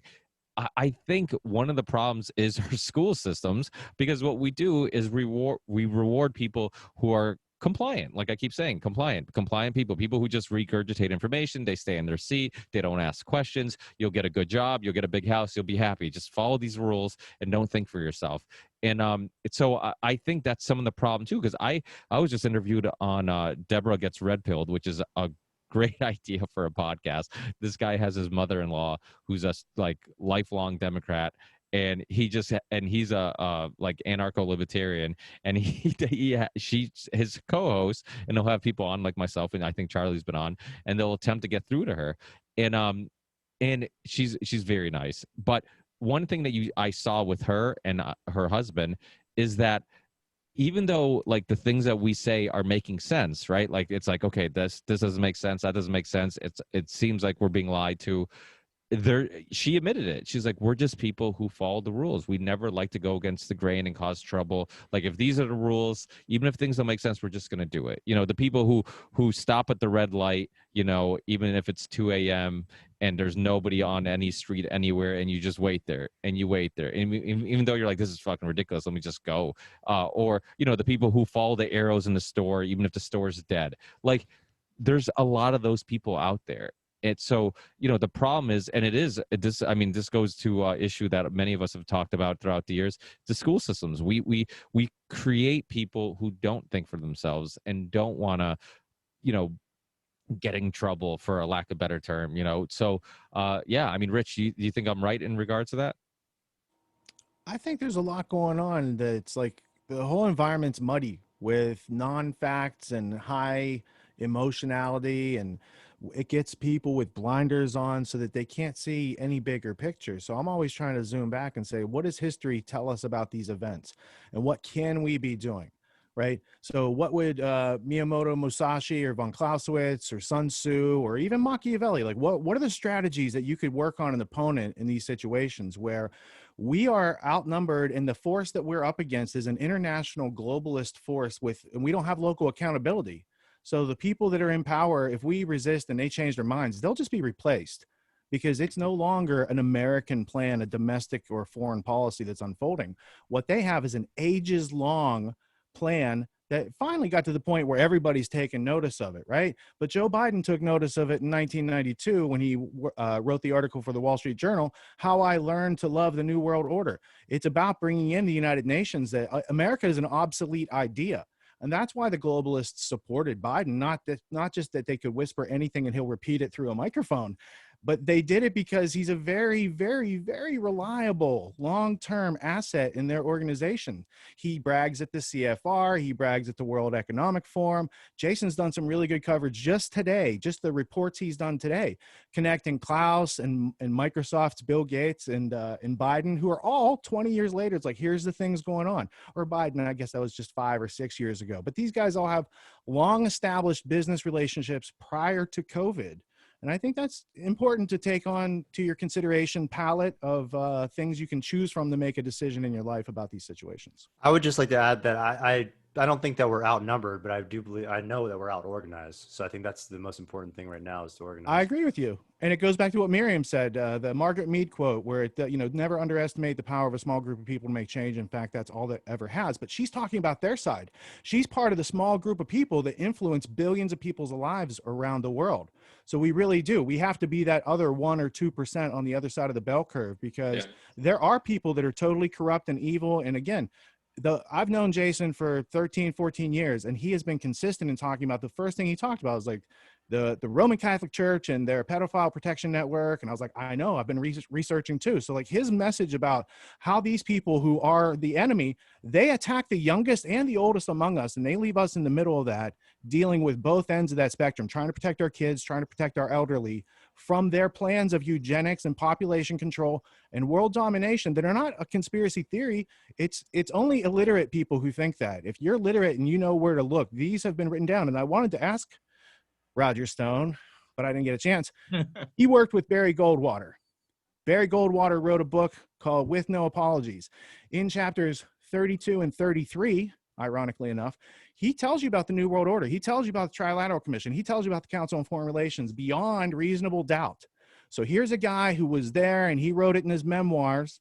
And I just wanted to ask Roger, like, what's your interpretation of this invisible government, this supranational entity that no longer lets Americans have their free will distributed among ourselves? It's always an outside influence and agenda that's being carried out. Well, somebody else who's a big Goldwater fan that maybe I can have her on the next episode is Hillary Clinton. So maybe I'll. There you go. Does she take calls from herself? Oh wait, what year? This is still 2020. Sorry. I'm still counting on Hillary Clinton being president soon, so don't discount her yet. She essentially will be with Kamala Harris. Yeah. Hey guys, I gotta get going. Pleasure being with you guys. So we'll talk soon. Have a good one. I do too. Thank you, gentlemen. See you, John. Thanks, sausages out there. Appreciate it. Thank you. Bye. Thanks. I wanted God to bless. add onto your bit earlier there, Ricky. I have a theory that in an increasingly secular society, the same energy that goes into a spirituality or a faith-based belief system has been transferred into political identity. And we have people walking around who have deified politicians, and the like quote unquote progressives that are neoliberal idiots in training wheels, they are emblematic of this, I think, more so than any other voting bloc right now. And it's kind of a weird phenomenon to watch people literally make a saint out of a career politician. Like the amount of faith it takes to do that is just we do it with scientists, doctors, right? So, I mean, this is another thing that's been exposed more than ever. Is like, I mean, look at Dr. Fauci. When he was questioned about the protests, you know, he obviously had a political agenda because he wouldn't admit that could have possibly also spread the virus the same way that he was accusing Trump and the rallies to spread the virus. So we do put these people on this pedestal that we think that, you know, for some reason, because you decide to take this career, that you don't have a political agenda or you don't have opinions or perspectives that could influence the way you do policy or what you're going to say or what you're going to do. I mean, same thing with big tech, like this idea that there's people behind big tech who are designing those algorithms. So even though it's a digital thing, it's all designed and run and engineered by people who have political agendas, personal opinions and perspectives, and all that stuff is going to come into play, and it's going to have some influence on how they, you know, change that search engine or what exactly comes up first or whatnot. So it's you know, we're all human, and we all, I mean, even the people on this call, anybody who's ever been on the show or anybody I've ever contacted or talked to on a podcast, I mean, we all have some personal views, and we do our best to constantly reevaluate where we stand and why we stand there and where our opinions are coming from. But you know, a lot of people don't do that. You know, they pick a team, defend that team, they don't even realize that they're doing it. And look what we have our scientists working on nowadays. I mean, they're either working on, you know, like bombs or baldness or like boner pills or there's like, they're working on bullshit. They're not actually working on things that actually help humanity. Boner pills are not bullshit. Okay, they're not bullshit. but yeah, but in terms of, I don't know, I'm maybe a little bit younger than you, so maybe it doesn't matter. Jesus. I don't know. But you know, my favorite Barry Goldwater quote, and this used to be on the back of my Facebook. This is my favorite. This used to actually be my cover photo. Was extremism in defense of liberty is no vice, and moderation in pursuit of justice is no virtue, which is a Barry Goldwater quote. And Ricky had mentioned, you know, protesting and in terms of protesting and voting, let's also remember that, where we spend our money, where we spend our time, where we spend our attention is some of our most important votes that we have. So if we are getting off of things like Google, if we're canceling our YouTube TV, or if we're canceling our cable subscriptions, or just anything, and trying to get away and stop trying to feed this beast that is devouring us, I think is one of the most important things that we could possibly do. And I do want to, and I just thought of this because you brought up pandemic. I'll try to see if I can get Dr. Judy Mikovits on one of these, because who is the star of obviously the pandemic documentary. And don't you know, the first person that started interviewing her and has interviewed her 400 times is Ernest Hancock, who I know. Ernest and I talked, and actually Donna and I talked too. And I was trying to get Judy, because I had contact information. I got a hold. I've got her phone number, and awesome. And actually, that's actually what led to Luke Rudowski and I stopped doing videos. Is he censored a video that I did on March 31st with her right before the pandemic came out, and then all of a sudden, pandemic became the biggest story in the world, and he wouldn't allow me to air that interview, and that's what caused me to stop doing videos with We Are Change. Is I put that out there as my line in the sand, like, listen, if you're going to censor me from interviewing Dr. Judy Mikovits, then that's then really I see no more. I might as well go work for CNN or something. So that was kind of why that stopped, because some people were wondering why that ended pretty abruptly, and unfortunately that was the reason. But I want to get back to Richard, because right before we started this call, we were kind of joking around, and we were talking about carrier pigeons, and then you had mentioned and I had mentioned something like, isn't like Reuters or Rothschild somehow tied into the carrier pigeons, and you started getting onto a story, and I said it would probably be better for the show. So I don't know if you can kind of go back to the carrier pigeon story you're about to tell. Only if you guys fact check me on it. I want someone to look it up and make sure. This isn't Joe Rogan. I was looking at boner pills, so I don't know if I could still. Okay. All right. I'm in the midst of writing a multi-volume history of the Rothschilds based on their own archives, that a lot of which are still available and accessible, and through 50 biographies and autobiographies. And during that search, and it was specifically in their online archives, the family archives in English, that in 1828 they partnered up with Reuters. So Reuters was this nascent news company, and then they came in and said, we have something to offer, and they made a partnership in 1828. Prior to that, the Rothschilds had helped the English government. They ran out of funds for Wellington, and then Nathan Rothschild just happened to be sitting on a bunch of gold from the East India Company that purveyed opium around the world and ran a big black market, subjugating like China and stuff. So he took that gold that really wasn't, well, maybe he was part of ownership. I don't have that technicality, but he took gold from the East India Company. He gave it to the British troops. They were able to win. And so the way that the markets tumbled was they got early information, and they used carrier pigeons. And this is pretty well fleshed out through their own documents and through their own archives. Though what I have to say from reading a whole bunch of their stories from the family is everyone's got little differences in their stories depending on who they heard it from in the family. So you really have to read across. So this wasn't the Napoleonic War. This was after that, or? Well, the Napoleonic War is where they used where Waterloo was reported back to Rothschild, and he was able to play the market and make a large gain on the market from that early access to information. And some of the family stories point out the carrier pigeon and the encryption and writing it in Hebrew and this sort of network that they had to facilitate information much faster. And then they get to Reuters, and they're involved in that wire service. And then they get into the transatlantic cable around the turn of the century, whole bunch of railroads and mining operations in between. Very interesting family, very interesting history all over the world. Lots of different robber barons connected in there. And but when you guys were talking about carrier pigeons, Tesla also had a very strong affinity for he had an affinity for pigeons.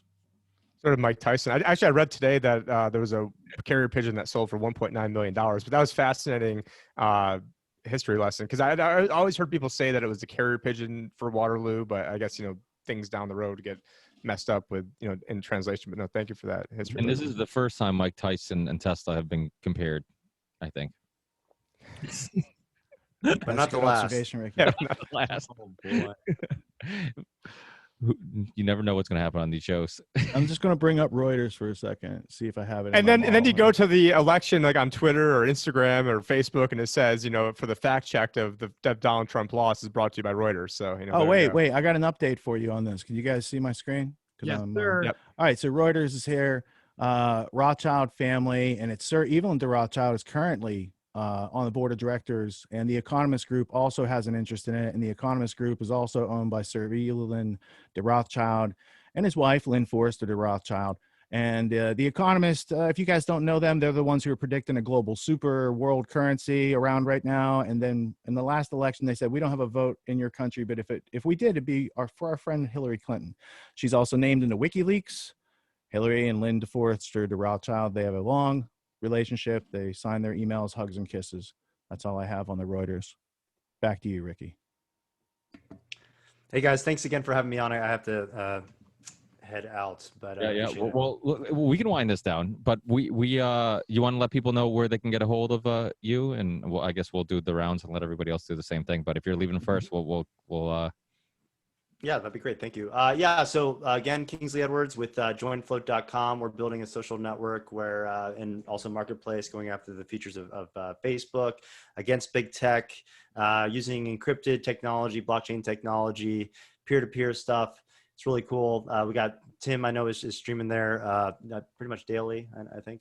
And we got a bunch of good people on the platform. We got Josh Sigurdson, Ernie Hancock, Sam Tripoli even has an account, although we got to get him posted more. Anyway, we're up and coming. We're just about to raise a shit ton of money. Pardon my French, but I'm really excited about it. And so I want, especially with you guys, like, please, I'm here for you. We're building this, for the truth seekers, to the freedom fighters.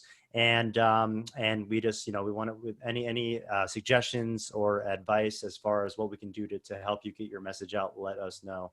And we will, we'll add it to our pipeline and put it up. And now we finally have the money. We just launched last year, but we're going to finally have the money to really build things right and build them fast. And hopefully at least will be one solution out there that won't take you down. So thanks again for having me on. Yeah, well, timing's perfect because I think people are finally sick of all the other alternatives or mainstream platforms, and they're looking for alternatives. So absolutely. Yeah, for people like yourself, absolutely. All right, thank you. Hey, thanks. See you, Kingsley. So everybody just looks like sad and depressed and worn down. We're just like, now what? We didn't change anything. I'm pissed, man. The mask thing is really what's fucking pissing me off. Like, I knew this, like, literally today, Ricky. So I told this story on Mixed Martial Mindset before this. I guess this is the way I'm going to wrap it up. Were you with John? Yeah. When's John even come on one of these? I've been hammering him on it. The problem is he's usually taking his kids to wrestling, literally that hour that same after. He really does. Like, sometimes he even leaves the show early. But so today I went to the venue. The fights are at River City Center. Okay. Now I went about 2 weeks ago, I think it was, or no, a month ago, they had fights back to back again. And yes, they made you wear a mask, but when you're sitting down, you weren't. There were drinks, there were food. These were fighters. Things weren't that stringently enforced. I got to see a live sporting event again. I was having a great time. Just to be a part of that, I was psyched for this, right? But when I'm in the venue, and like I said, I'm overhearing this guy gleefully talking about shutting it down and how the governor's going to make an announcement at 6 p.m. Now, the governor hasn't shut it down yet, but Ricky, man, I moved across the country because I don't want a fucking diaper on my face. I don't want a mask. I want to be human again. My niece looked at me about an hour before this up there, and they're upstairs watching the school board. Okay, they're having their meeting, whether or not, and I don't even know yet whether they're going full remote or they're going to remain going 3 days a week. But she looked at me with almost tears in her eyes, the 11-year-old, and goes, well, Uncle Jason, if I can't go to school here, then why do we move across the country? And I'm like, what can I tell her? And I look at her and I want to cry because I don't want this. So, I just want to end it with saying, we can't give in. We're already on the ground. Forget about it. We might have been shot a couple times. I can't tell you how bad it is. The bottom line is the metaphor is over, and we have to take action, and we have to take it directly to the government in the halls of government with masses of people with civil unrest, but not violence. And I really think at this point, that's the only way we're going to get it done. Yeah, I think a lot more people are ready to listen. And the plan is that they want lockdown till like this time next year. This is as of today. There's a new stories coming out today. Lockdowns till this time next year. all sorts of other things that really don't match up with freedom and liberty and anything to do with the constitutional republic that we all live in. So if we stop listening to non-elected people who are not using science, because when you censor a whole aspect of dissent, that's not science, that's totalitarian despotism, right? So yeah, it is time to step up and communicate with our loved ones, communicate with your friends and family, your people in your community, and start organizing yourself for around the facts of what's going on, and break yourself from the illusion that the magic picture screen is telling you the truth and you don't need to think for yourself. Even though Zuckerberg and Sergey Brin and Larry Page, those guys, the tech overlords, don't want you to think for yourself. It's the only way out, because it was the only way into the trap. Not thinking for ourselves is how we got in here. The assumptions is how they really control people. They assume what Joe Biden won. They says it on the TV. And they act it out accordingly. So assumptions and beliefs. Yeah, and beliefs. Good point, Tim. Beliefs and things that are not true. That's another big one. That's how they control people. Those are the invisible chains that have to be broken. And we need to make our voices heard. We need to make our presence seen. But the people that are sitting in these locally elected places, they're not the masterminds of all this. And the people who are the masterminds, they're just raining money into the situation and bribing DAs and all sorts of other stuff that's behind the scenes and not getting reported. So we are up against insurmountable odds, but we need to do our best and bring excellence to it every day, regardless of the odds, because it's what needs to be done. It's what's right. And it's what fuels freedom going into the future. And they're trying to extinguish it right now in a substantial way. They're on full speed ahead. We just need to tap the brakes a little bit, get control over the car. Yeah, I also want to let people know at home out there who might be listening and they might be getting very discouraged. And when you're looking even us up here, and the guys that I respect, guys like Jason tremendously, and Richard, and just met Steve today, and sure I'll learn more about you in the future, and Ricky, everything you guys have done. But no one is ever a prophet in their own village. So even we talk to people who are closest to us, they might look at us as from when we're 3 years old. It might not necessarily we not have the same gravitas as listening to somebody else. So, it's important to maybe share other people's podcasts, what other people are saying, and just let people know that even, some of us over here who are black belts in this stuff still can't even sometimes convince the people that are absolutely closest to us, and that no one is a prophet in their own village. But until we get this information and are able to, just culture jam and show people what is actually going on, they don't know what's going on. And unfortunately, I think the biggest psyop is coronavirus, maybe 9/11 might be the second, but maybe the third biggest psyop could be the whole QAnon movement, because what it did is it took that small minority of people who were the 1 to 3% that were going to do something, and it misdirected them and misguided them into sitting down, doing nothing, trusting the plan. And so when I was out there saying, listen, we need to get into blockchain voting, and they're going to steal it from, and I think the whole thing's a game. I don't even bother voting now, but but to think that I think that all that energy was then harnessed, and kind of just maybe it was still kind of aiming at the system, but it was slightly diverted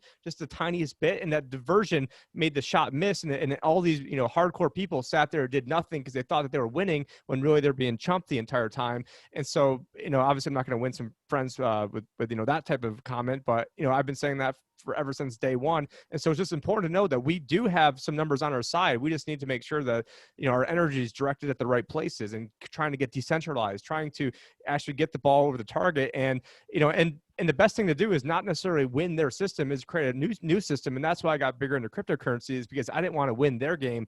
I wanted to create another game. And thank you so much, Ricky, for putting this on.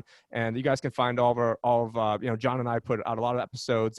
Liberty Advisor Show is for all the media stuff. We've got great guests like Richard Grove is coming up on Friday. We've got actually one of the co-founders of SpaceX on Thursday. Another guy on Thursdays, Russ from the Real Estate Guys show. So we do a lot of financial stuff, trying to break down the left-right paradigm, economics, and blockchain, and then obviously get into some of the conspiracy content. But thank you guys for having me on so much, and you guys are heroes in my eyes. Thank you. Thanks, Tim. And Slow News Day, you want to let people know where they can get your stuff? Yeah, and Tim, you were speaking my language there, man. That was fantastic. I can be found at slownewsdayshow.com. It's got the full archive of our shows. My tech for the show, Sleepy Josh, just built the website. It's pretty new. We'll be adding additional content and audio only versions of the show as well. I'm on Twitter at Slow News Day Show, and I do 2 shows now on Sunday. That's right. 1 p.m. Eastern, 10 a.m. Pacific, and then later on in the afternoon we go live exclusively on Rockfin, which I am a huge fan of that platform and can't say enough nice things about. Jason's on there too. Yeah. Yeah, and if you're not, you need to get hip to it. I've talked to Jamie and a couple other people from there. I just can't find the time to do an extra show. I don't know how Jason does. He literally does like 28 hours of videos in a 24-hour day. I don't know how you put up so much content. It's crazy. Like it's just watching a video of yours, and then I'll see there's a new one that was like I'm like, how do you find time? It's amazing. Well, this is it. I'm trying to do this full time, and you know what? I wouldn't be able to do it full time without Rockfin, because look, Jordan seems like a nice guy. I know Float is on the up and up. In fact, if Float can do some ingenuitive things, such as being able to let creators go live from their phones, I think that's the only thing right now missing from the Rockfin platform. The reason it doesn't have an Android app either. Yes, but that's it's coming. It's just like, listen, if I could go live from anywhere, it's a game changer for me. It's already a game changer that I can broadcast live, where I can't do that on BitChute and Minds and the other big platforms. The other thing that is important about it is I couldn't make this content if I couldn't pay the bills. It wasn't free to move my family across the country. It wasn't free to put them into gymnastics. Anybody who has a family knows this. So instead of relying on advertising or even relying on a group of people to take free content, yes, the free content is there, but they make it into almost a group-based Patreon experience at a flat rate. So it's $9.99. If they sign up through you, they get Slow News Day, they get Jimmy Dore, they get the Convo Couch. And guess what? If you're signed up to the Convo Couch, you get Jason Bermas. The other thing is they're not taking on everybody. It's not just a free-for-all. You got to be approved. So if you are in free thinking media and you're there, great. There's also, it's niche. So there could be people in the MMA community, Brazilian Jiu-Jitsu community, or wrestling community that are also into that. And the thing is, if they watch your stuff paid, your premium content, that also works to make you actual capital. And I am very happy to say that Rockfin is almost, or the Ray token, which is, a subsidiary of Ether, it's an ERC20 token, has gone from when I first was there, okay, I think it was about 42 cents. Now, pre-COVID 1984, it hit a max of 72 cents. Right now, it is hovering in the 90 cent to $1.07 range. That's huge. Without Rockfin, I would not have been able to travel the country and look at all these places. So again, that's how I'm finding the time, Ricky. And just so everybody knows, go make the free account now, because I am live Monday through Friday at 11 a.m. and I leave that content free for 24 hours or more. That way I don't feel guilty. And then on top of that, if it's a long broadcast or there's something I think I can make YouTube appropriate, I put that on YouTube too. But what's great about it, Ricky, is I can say whatever the fuck I want. And every once in a while, I start saying something on YouTube that is the truth about COVID 1984. And I'm like, am I going to get pulled for that? Am I even going to get an email? I can't get a review on a thumbnail of Justin Trudeau in blackface with a fake dick. Okay, so I don't know whether I'm getting a review on my channel or not. So, and it was Trudeau's picture. It's a legit picture. It's not made up. it's not, and it's not the only one. The guy dressed like fucking Aladdin. I mean, what planet are we on where that's what they pick for the censorship of Jason Bermas, and then won't address it when I throw it in their face how ridiculous it is? They dinged me for Collateral Murder's 10-year anniversary. What? Yeah. I got a copyright claim on one of the most heavily censored and suppressed videos on YouTube. So yeah, man, yeah, and then they roll my view counts backwards. That's always fun. They yank videos. Never once have I gotten an email when they've taken down a video. Yeah. So again, Rockfin's not only not, technology is about what? Either empowerment or enslavement. You keep going to platforms like YouTube, and yes, they get a great a great number of people because they're the number 2 search engine in the world, number 1 video platform. But they are using what? The tools of enslavement through censorship. And on the flip side of that, Rockfin is putting me on the front page and fucking emailing my content out, empowering my voice. So Rockfin, and Rockfin. Ricky, Rockfin. I know. Hey, I subscribe to the Ricky Rockfin, Rockfin. and I'm gonna host on there. It looks like a sweet platform. And if you hadn't said it so many times so consistently, Jason, I probably would have let it be like, oh. Well, I wasn't on board until the last time you said Rockfin. Then I was. It's the 17th Rockfin that usually gets them. Did I mention that Rockfin is an upcoming platform? And again, they're not beholden to whether or not you're gonna watch a fucking thing about the latest Sony earbuds. Yeah. That's what's cool about it, man. And I'm telling you right now, their business model is convincing.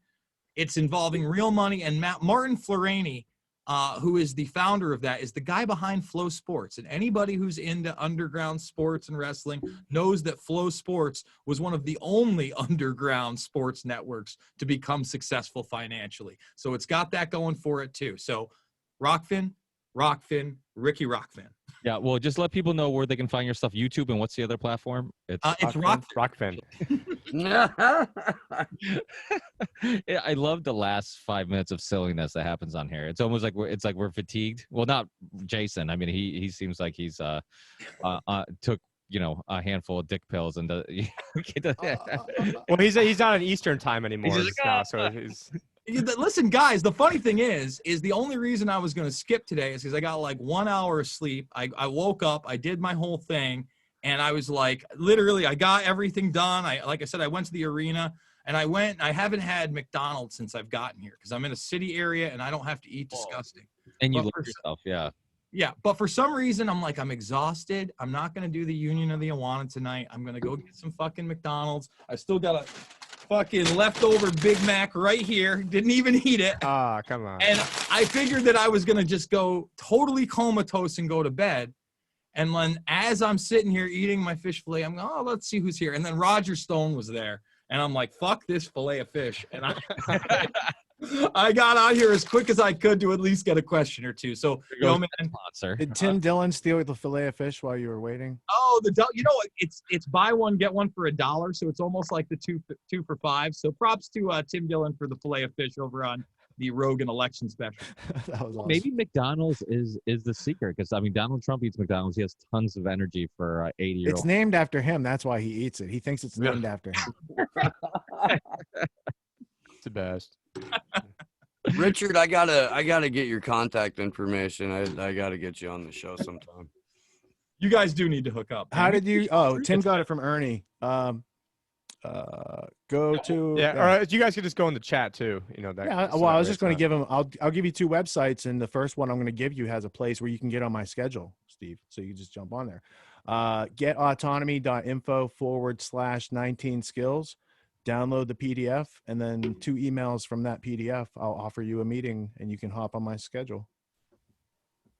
And it's a useful PDF. A lot of people need those skills, but that's not what I teach. That's like 2 slides out of my course that we made a little PDF out of. And my other website right now, that's everybody website. You guys are all going to be featured there if you're not already.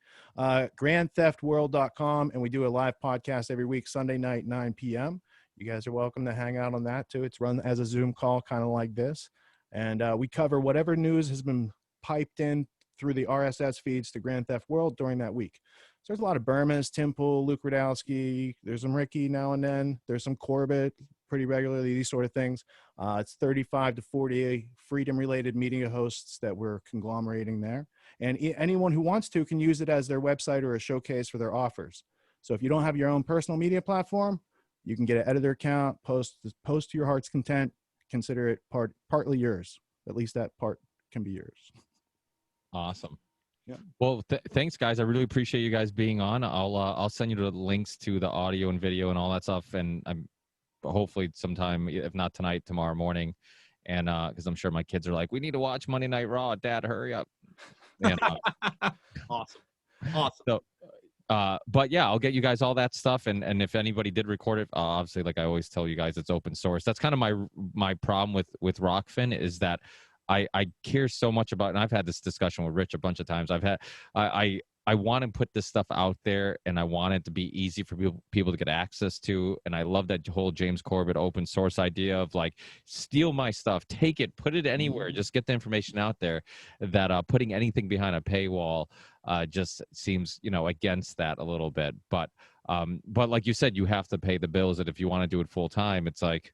And Ricky, I offer it all for free within 24 hours. There's never a time that any of my content is not for free at some point on that platform. So right now I have listening. If you have an account, so if it's somebody, and I'm asking this for myself and probably people listening, if you create a Rockfin account and you can create one even if you're not paying for it, and you can, you have to. That's the thing. You can't just go there. That's why you have to create the account. And that's the other thing that's really cool about this is that I know who's interested in my content. I get all their emails. It's the most transparent platform I've ever seen. So in other words, I'm telling everybody what I'm putting out there. Okay. If you tune in, just like you were to listen to Alex Jones on a Monday, you get to get it and the replay the whole day. And it's not until the next day that I would put it behind an archived paywall for like a prisonplanet.tv subscriber. Now, the other thing is I'm asking for a flat fee, and that if you're not even giving to me, you're giving to somebody else. It's helping the platform grow, again, based around not advertising. So I understand your hesitance, but what I do is also a lot of reposting there. So let's say that I triple stream, which I do, to YouTube, Twitter, and Rockfin. That Rockfin content may be under a premium paywall, but I promise you'll be able to find it either on Twitter or YouTube free. There is no time, and I want to repeat this, that my content at one point is not free for at least 24 hours. So I guess that's one way to justify it. And the other thing is, if you've got cool people that are willing to just donate anyway on that $10 monthly basis and don't care if it's all behind a premium paywall, guess what? You can just leave it all free. There is no thing where you become a creator and they say, hey, you got to make premium content. So to underscore that, the other show that I co-host, the Free Assange Vigil, has a Rockfin account, and all of it is free. And that's because it's, the nature of the show. We're not trying to make money off of it. That's not what we do. So we have an agreement with Rockfin that channel never has any premium content. So it's possible, definitely possible. And you still get a, tiny little amount of Ray tokens every day for having an account on the platform and being part of Rockfin.